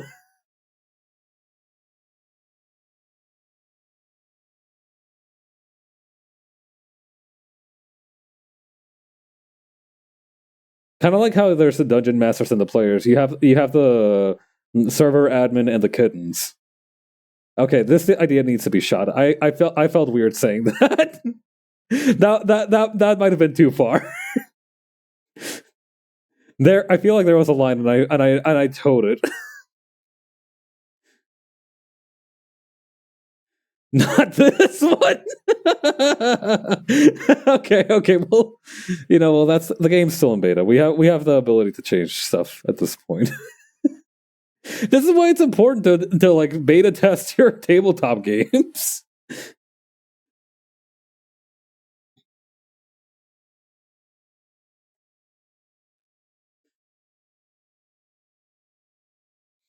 Dungeon mod, what dice do I need to roll with this check? Well, you need like a d20. Okay, that's the last one. I promise. I promise.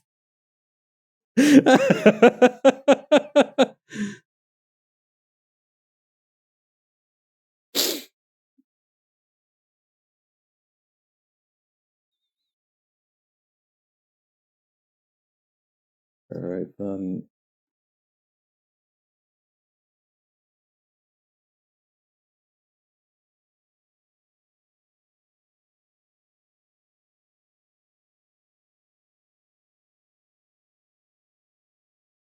Man, I hope this isn't entirely covered up by Hawk. That would be a real bummer.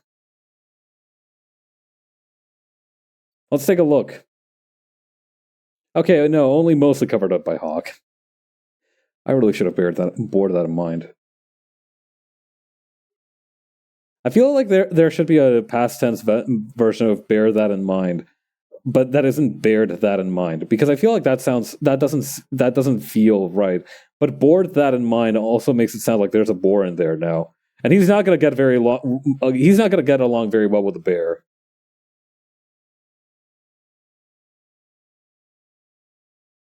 You have the bear that you bear in mind, and then the boar that you bore in mind. I got Pumbaa in there. Wait, no, Pumbaa's a warthog. What the fuck am I talking about? Bears and boars feel like they'd be natural enemies, right? I don't know. I feel like bears are the kind of animal that is mostly chill unless like you anger it. But boars just seem to start shit. There was like that one person who was like, "What should I do about the 30 to 50 feral hogs outside my lawn?" And I feel like I feel like based off of that, just like off of that, even if that's an exaggeration, assuming that's an exaggeration, I was working under the assumption that was an exaggeration. Even if that is an exaggeration, that makes it sound like boars constantly start shit. I feel like boars might not be team players out here.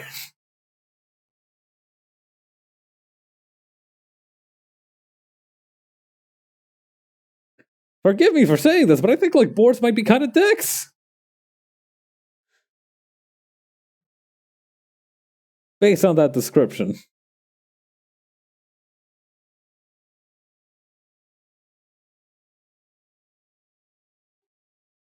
I don't know. Maybe we need to add a third super predator to the brain ecosystem to sort both of them out. You know, just to introduce some kind of balance to the whole thing. Maybe a moose. I feel like a moose would be a pretty good mediating party between the boars and the bears. You know, big enough that they don't have to take shit from either, but not carnivorous enough to compete with them in ordinary feeding activity. Mooses aren't predators? Maybe not to you. I don't know. Megafauna then? Would that be a better word? I mean, boars aren't exactly megafauna though. I mean, I would qualify bears as kind of megafauna, but I don't know. Are bears megafauna? I feel like they're just fauna. Hang on, are bears megafauna? Let me Google this shit. North America's only megafauna are moose? Damn. Well, you know, maybe that's to the moose's benefit. You know, we have like three sizes of animal. You know, we have the boar, we have the bear, we have the moose. We could make like a small kind of zodiac out of this.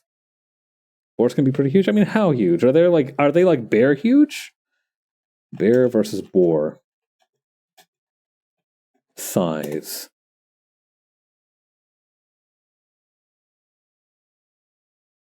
Ah, here I found a pretty enlightening 100% real and not at all photoshopped image. As you can see here, I'm pretty sure they're of similar size and stature, scientifically speaking.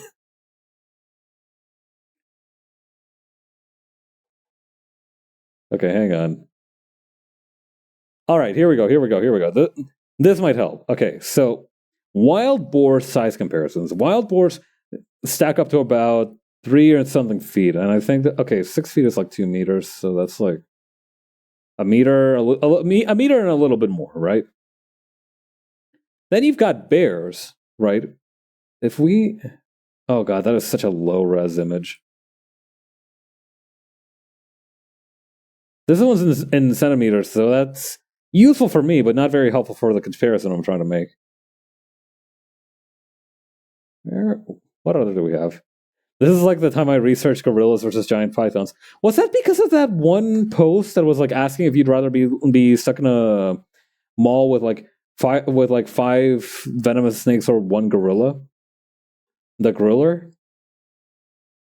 Was that why, or were you researching this for an unrelated reason?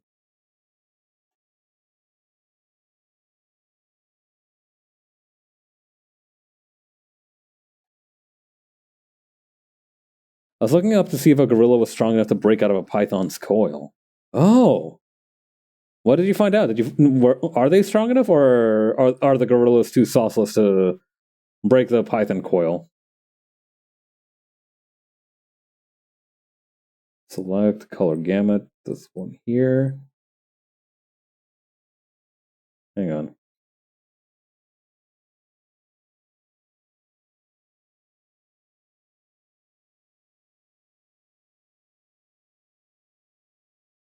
Python got the jump on the gorillas? No. Huh. Okay. So the python has the disadvantage of needing like an ambush. So if the python kind of has the gorilla where they want him, it's a no-go for the python. Okay, so bears are slightly bigger. Like they've got like a hand span or two on the boar. Okay. Maybe a little more. Okay.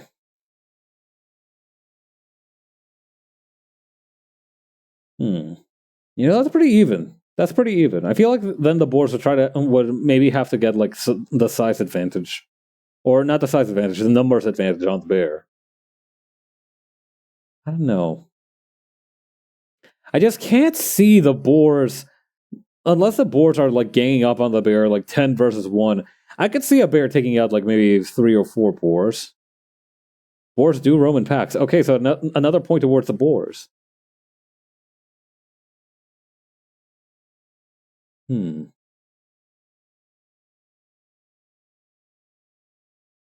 Well, thankfully, we don't have to wonder about. Do you think like this is the sort of shit that cavemen were doing before we invented Goku? Like they were power scaling like the different animals they'd hunt down. Like they just had to go. Would Grug rather fight 4 bears or 10 boar? Grug need to think. Is this like the Stone Age power scaling? Chinese philosophers argued about Sun Wukong all the time. God.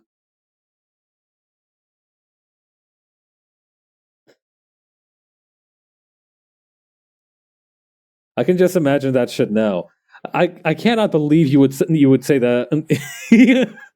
I can't believe you'd say that fucking Liu Bei would win over Sun Wukong. Are you fucking stupid? Sun Wukong has magic. Oh yeah. Oh yeah, can your monkey hold down an entire fort for like 3 days just with a spear? Yeah, okay. So your guy's superpower is strong spear. Is that it? Sun Wukong has a fucking telescopic staff. I like the idea that only cavemen existed without Goku.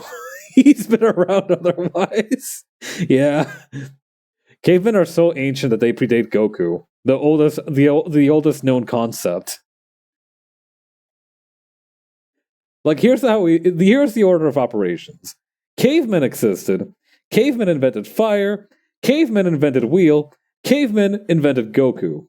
Or rather, cavemen came to understand the concept of Goku, much kind of like how all societies came to understand to some extent the concept of the Earth having the astronomical relationship between the Earth and the stars. Every culture has their Goku. You know, the Celts had Cuchulainn, the French had Roland or Orlando, depending on if you're using the Italian version.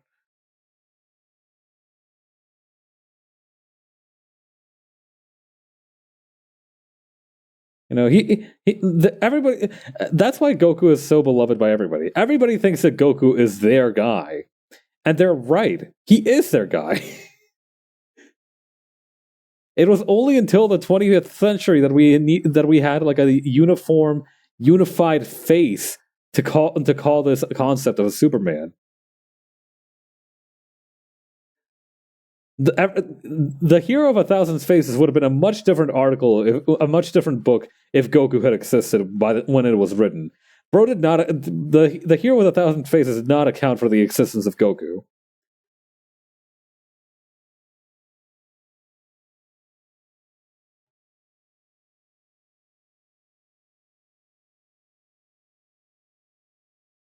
Or I don't know, maybe it did. I haven't read that book.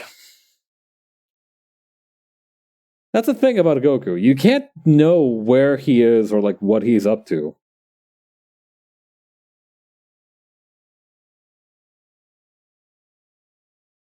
Right? He's unpredictable like that. Nobody knows what that guy's doing. Least of all himself.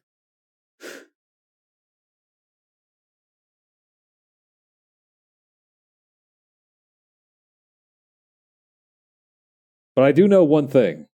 He's fighting for Earth. And you know what? At the end of the day, that's all that really matters. Thank you, Goku.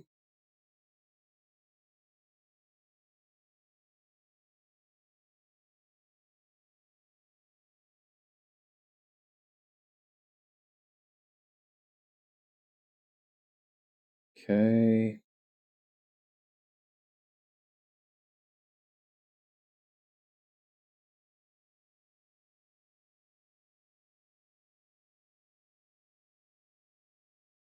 Right here.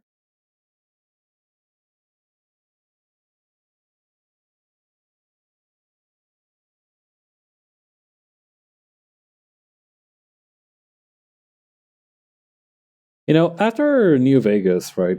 You know how, like in New Vegas, there's the kings who seem to believe that Elvis was some manner of god or worshipped as a god in because of the Vegas, because of the Freeside Elvis School for Impersonation. I used to think that whole trope of like people misinterpreting ancient hero, like pop culture things as like gods, was kind of corny. But if that does end up happening for real, I hope it happens with Goku.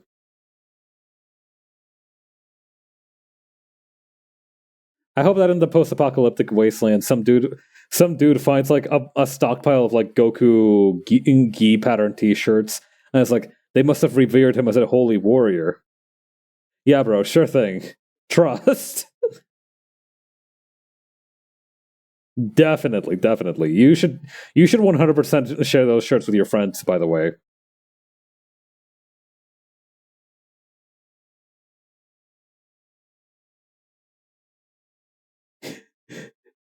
You can learn to do the Kamehameha. Listen, you already live in a world with all kinds of weird shit and crazy nuclear radiation. The chances of you being able to do a Kamehameha are quite good, if you think about it. Like, I'm not saying that it's fully possible, but I'm saying your chances are probably better than mine for learning how to do a Kamehameha. Yeah, I wasn't supposed to tell you guys this. I ran into Todd Howard the other day, and while I was beating him up for lunch money, he did say that the final content update for Fallout 76 will introduce beam attacks to the meta. A glowing ghoul could probably do it. I believe that. I would believe that.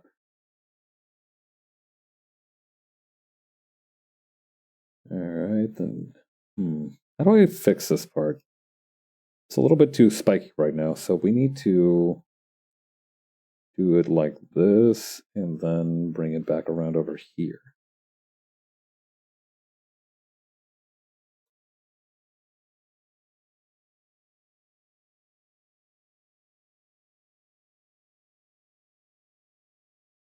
I heard that apparently a lot of people are kind of thirsty for the ghoul from the Fallout TV show, and that relieves me greatly. That feels like the natural order of things.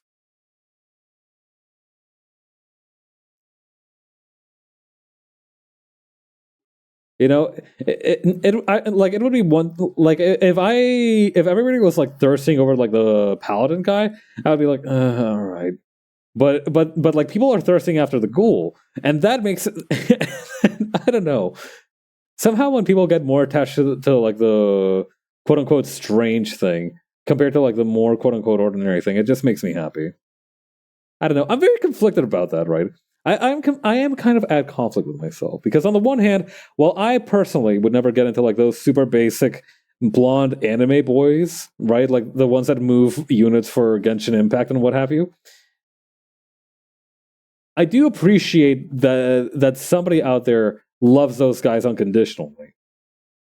Like I feel like those guys are like the people who are like the bottom denominator consumers are like hold like a sort of strange respect in my worldview. Like people who are like easily pandered to, I feel like are the backbone of fandoms. I don't know how else to put it. We need people that are easily pleased in this world.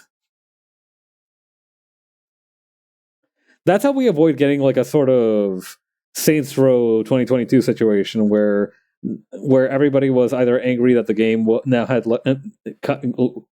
I watched this morning, right? I watched a video about a dude who 100%ed Saints Row 2022. And a lot of the points that he brought up felt like very valid criticisms. Like, the mainly regarding the writing of the core story behind the whole game, right? That was kind of weak. The comedy writing itself wasn't so bad, but it didn't have the same feeling of like Saints Row, which I definitely felt in like the few cutscenes that he showed. Like it didn't feel like a Saints Row game. But then there's also like people who got mad at it because like it was quote unquote like woke now, that it was like I don't mind like it being less like that, but like I don't know. I have very complex feelings about Saints Row 2022, a game that I have never played before in my life and never plan to.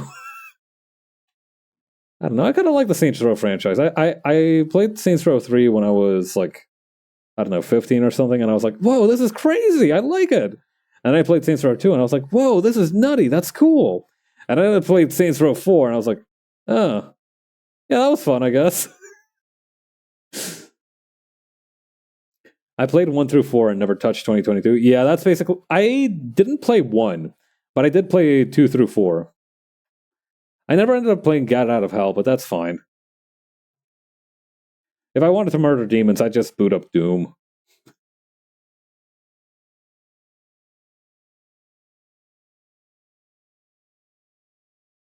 I will say the character design and like ideas team for that came up with Kinsey as a homie did kind of pop off. That Kinsey was like one of my favorite characters in Saints Row, and she didn't even show up till like midway through 3.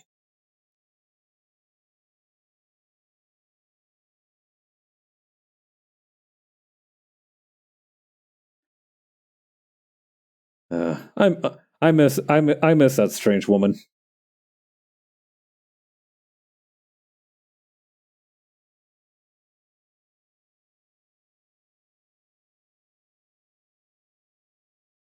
Okay.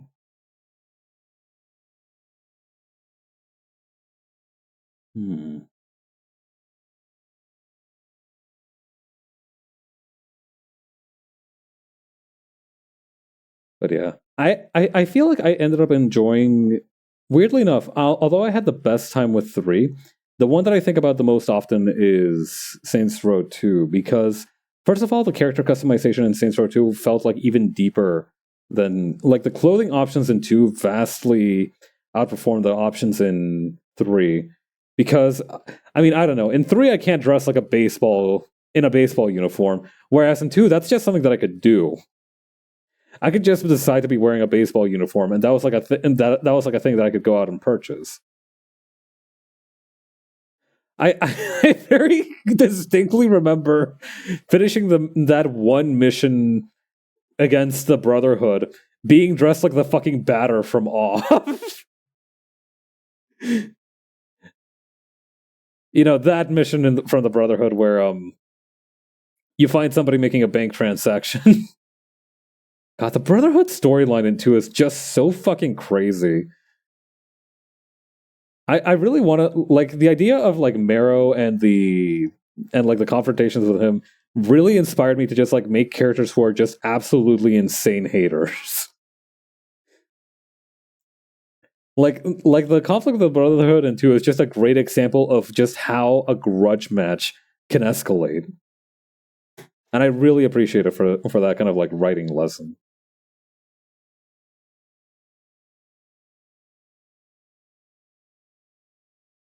Yeah, 2 had way more clothing than 3. It felt that way. Especially when I went to replay 3 after I'd beaten 2. I ended up replaying through 3, I want to say like a year ago or so. I don't know why I wanted to suddenly do it. I think I ended up watching another like long form review of Saints Row 2 that kind of pointed out similar issues to this guy.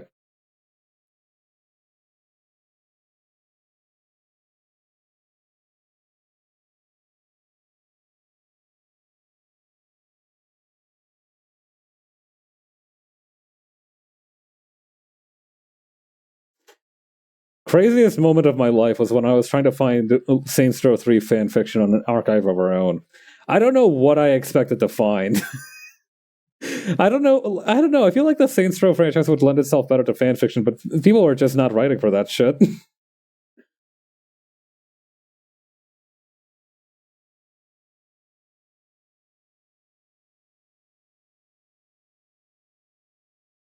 God.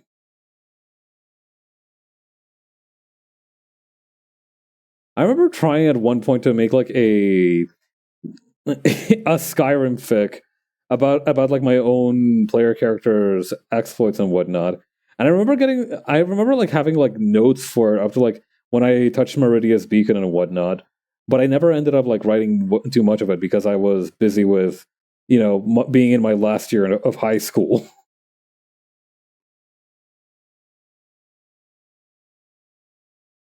God. How time gets away from us.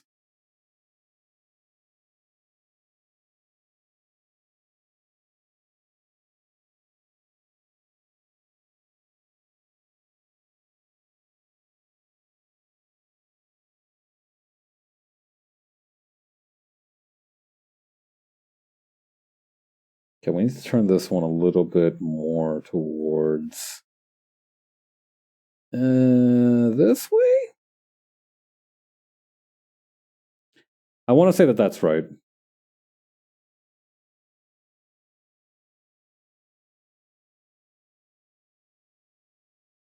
This is the kind of place where the radial ruler would have really come in handy.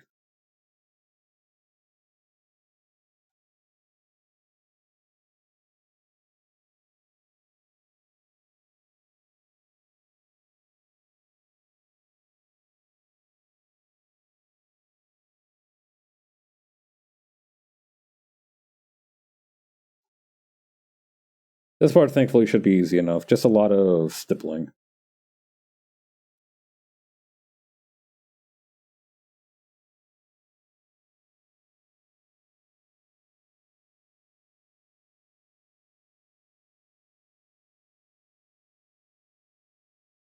Okay, then over here.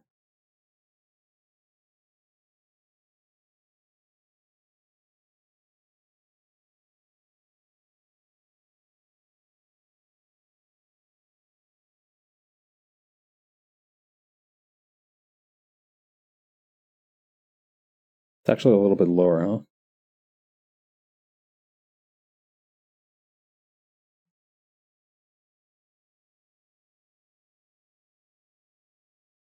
Okay, and we can instead use those lines. I kind of like how it looks like this. We can instead use these lines right up here.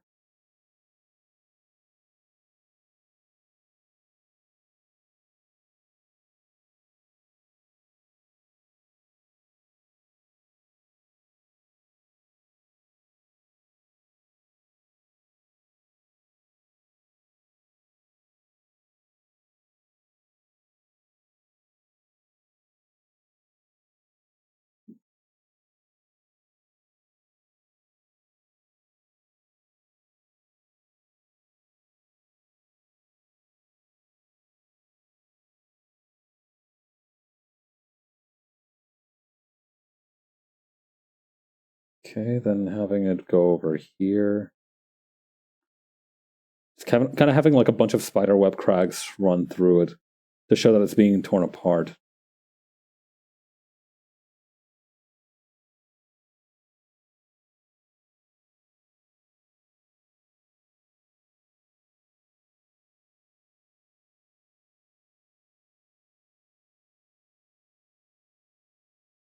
We take off the reference layers. How's that looking? See, the issue then is that like this part doesn't look messy enough, but that's an easy fix.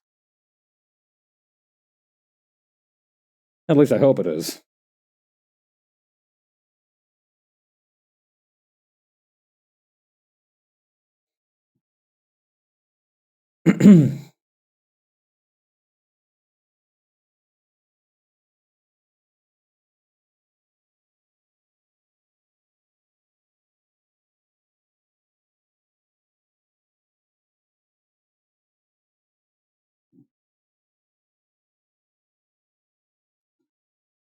Hang on, I gotta let me stretch my wrist so I can get really start doing the Kaioken on this thing. Also, the spiderweb cracks don't look as good as I thought they would. Let me tone those down a touch.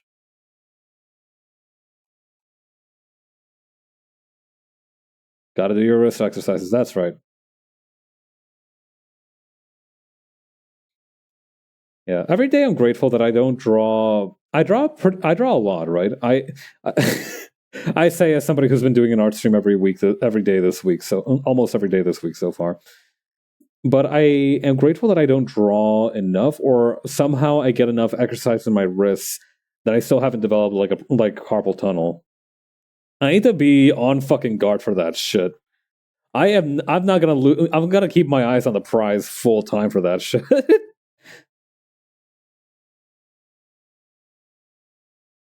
I do not wish to experience spicy wrists. That sounds like an awful existence, and I will not brook it. So yeah, do your wrist exercises. It helps a lot. I don't know. Maybe it's because I liked martial arts a lot, and I did a lot of stuff with that. From what I heard, although I have read like some conflicting research on this. Martial arts can actually help to make your bones quite a bit stronger because of the fact that when you strike something, right, when you're doing martial arts, you're actually creating especially if you're striking something like really hard, right? If you're like hitting a punching bag or like a pole or something to train, what you're actually doing is you're creating like micro fractures in your bones. Obviously, like you're not breaking your bones. At least I hope you're not. But you're making like very small fractures that make your bones tougher over time. Yeah. Yeah, you got it. That's exactly right.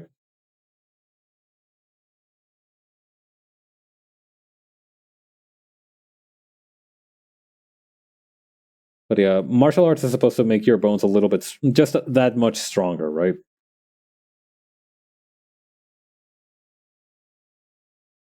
Which is pretty cool. I mean, honestly, I thought the whole deal. I thought that the whole being able to punch things stuff was pretty great. So knowing that there was like a bonus of having invincible bones in the mix too it felt like it was just sweetening the pot.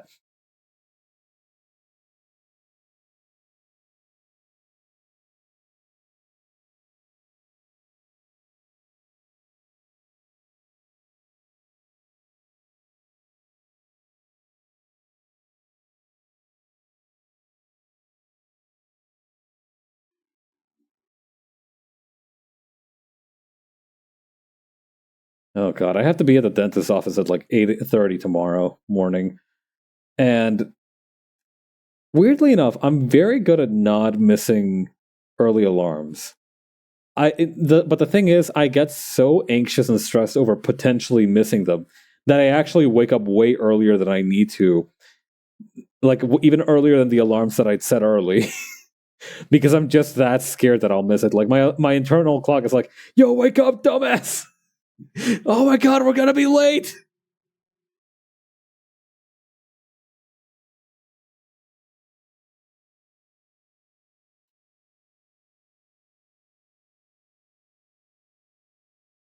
But yeah, I've only had like one experience where I almost paid for being super late to something. But wait, no, I've had two experiences. The one experience I think I've talked about on the channel before when I was supposed to go on like this field trip with my school, but like I missed all of my alarms. And so I was like seconds away from missing the bus. I was like literally running to school, like, "Don't forget me! Don't forget me! Wait!" Just like running my ass off with my stupid little suitcase. And then the other time, I wasn't so much late, so much I had like completely forgotten about it. I had like I had been scheduled to take the IELTs, which is this exam to test your English proficiency because I went to high school in a non-English speaking country, and so when it was time for me to sign up to go to university in Canada, I had to like show them that I knew enough English to meaningfully attend classes and such. It's a pretty dumb requirement. I don't know. I feel like if you can get through I feel like anybody who's gonna try and get into your country probably tries to know enough about the language of your country that they don't need to like prove that.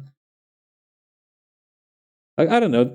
If you want to get like permanent residency in Japan, do you have to prove that you have like a certain degree of Japanese knowledge? Like, or do they just assume that you're in? Do they assume that if you're able to like carry out the process, you probably know enough Japanese to get by? I don't know. It might be different for different countries, but I feel like the U.S. is the only one where I've heard of that being like a thing, or the U.S. and Canada. I mean,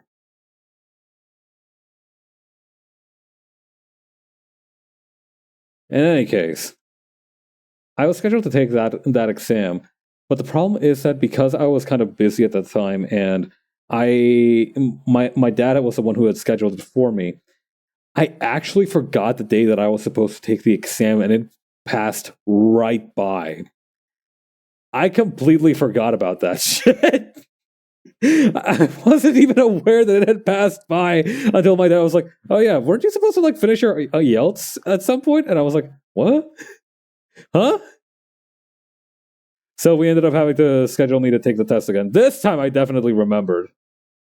And as you can probably tell, I fucking aced that shit. That test was easy peasy because I've basically been speaking like a native English speaker for like years at that point.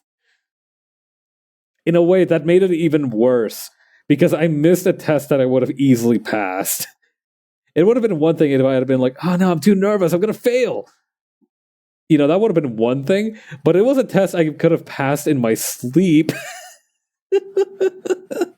Thankfully, my parents weren't too mad, but they were they were a little sore about it, as they should be.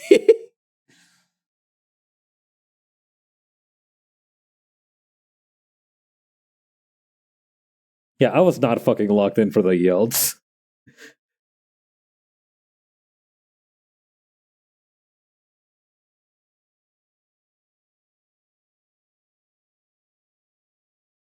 Oh god. Well, it all worked out some way or another.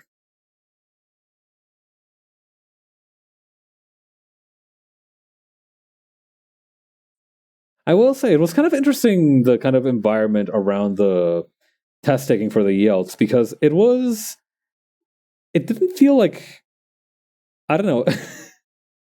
I was surrounded by other kids who were obviously much more nervous for the test than I was. It just felt a little bit funny.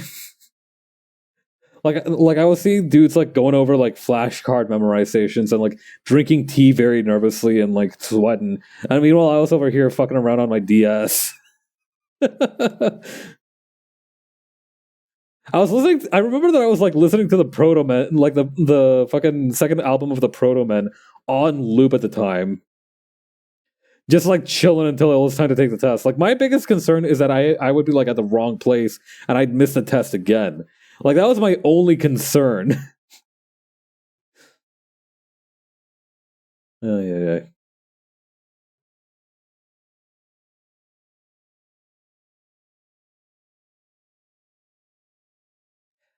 The most galling thing is that after I ended up taking the, I don't even remember if it was like properly the Yelp. It might have been like a different language test because I remember that like when I wanted to get my permanent residence, I ended up having to take another English proficiency test. And again, I just kind of aced that one. It wasn't even. It was not. It was that shit was not hard.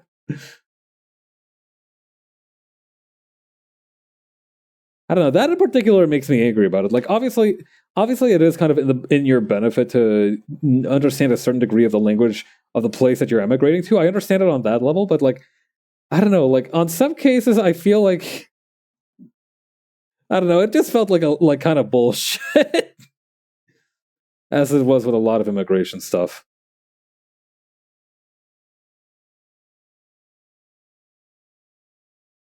We should abolish English as a language.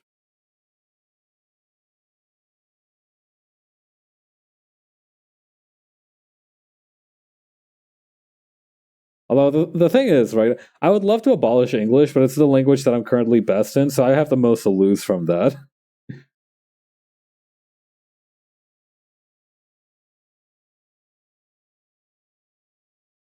I mean, I guess I could make the effort to switch back to Spanish at some point.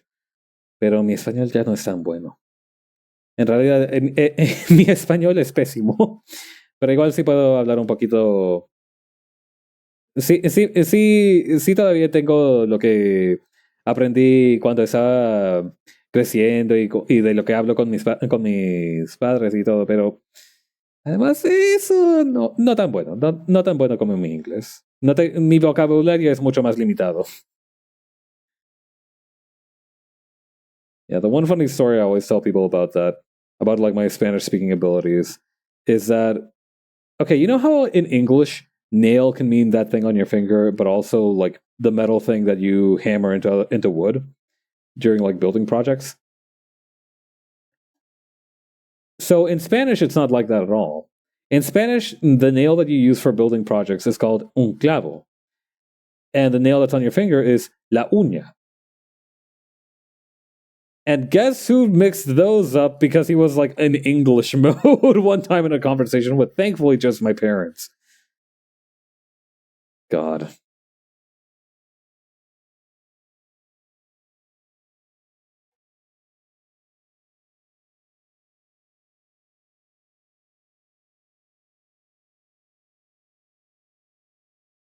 No. We bring this back.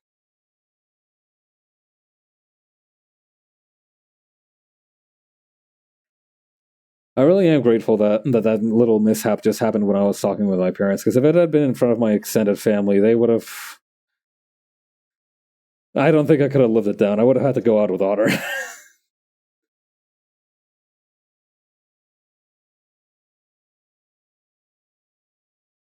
They would have sent a Duolingo owl after my ass.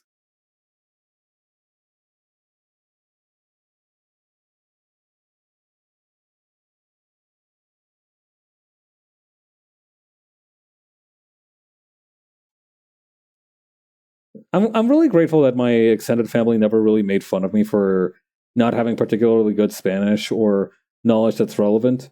Like, for example, there was this one game of charades where somebody was like talking about Zidane, the football player, and I was like, the Final Fantasy IX guy? Just to give you like an idea of like the disconnect between our cultural understandings.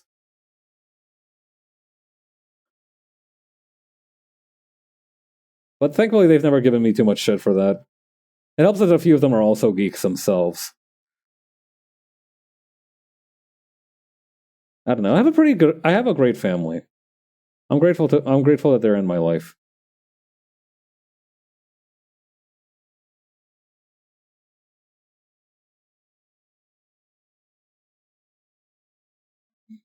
Although it is funny that most of us are currently like in a race to get the fuck out of Ecuador.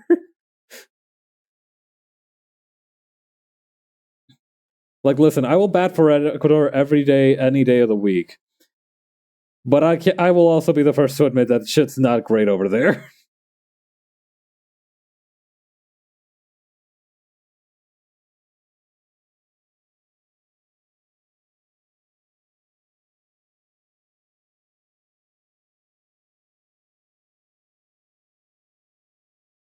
All right, that should do it for line art on this page. I'm going to the rest of this I can take care of with just brushwork, but I think this should be enough. We can leave it at that for today. It's about time that I wrap up the stream to begin with. All right, is anybody streaming right about now? Funk Soul Brother, check it out now.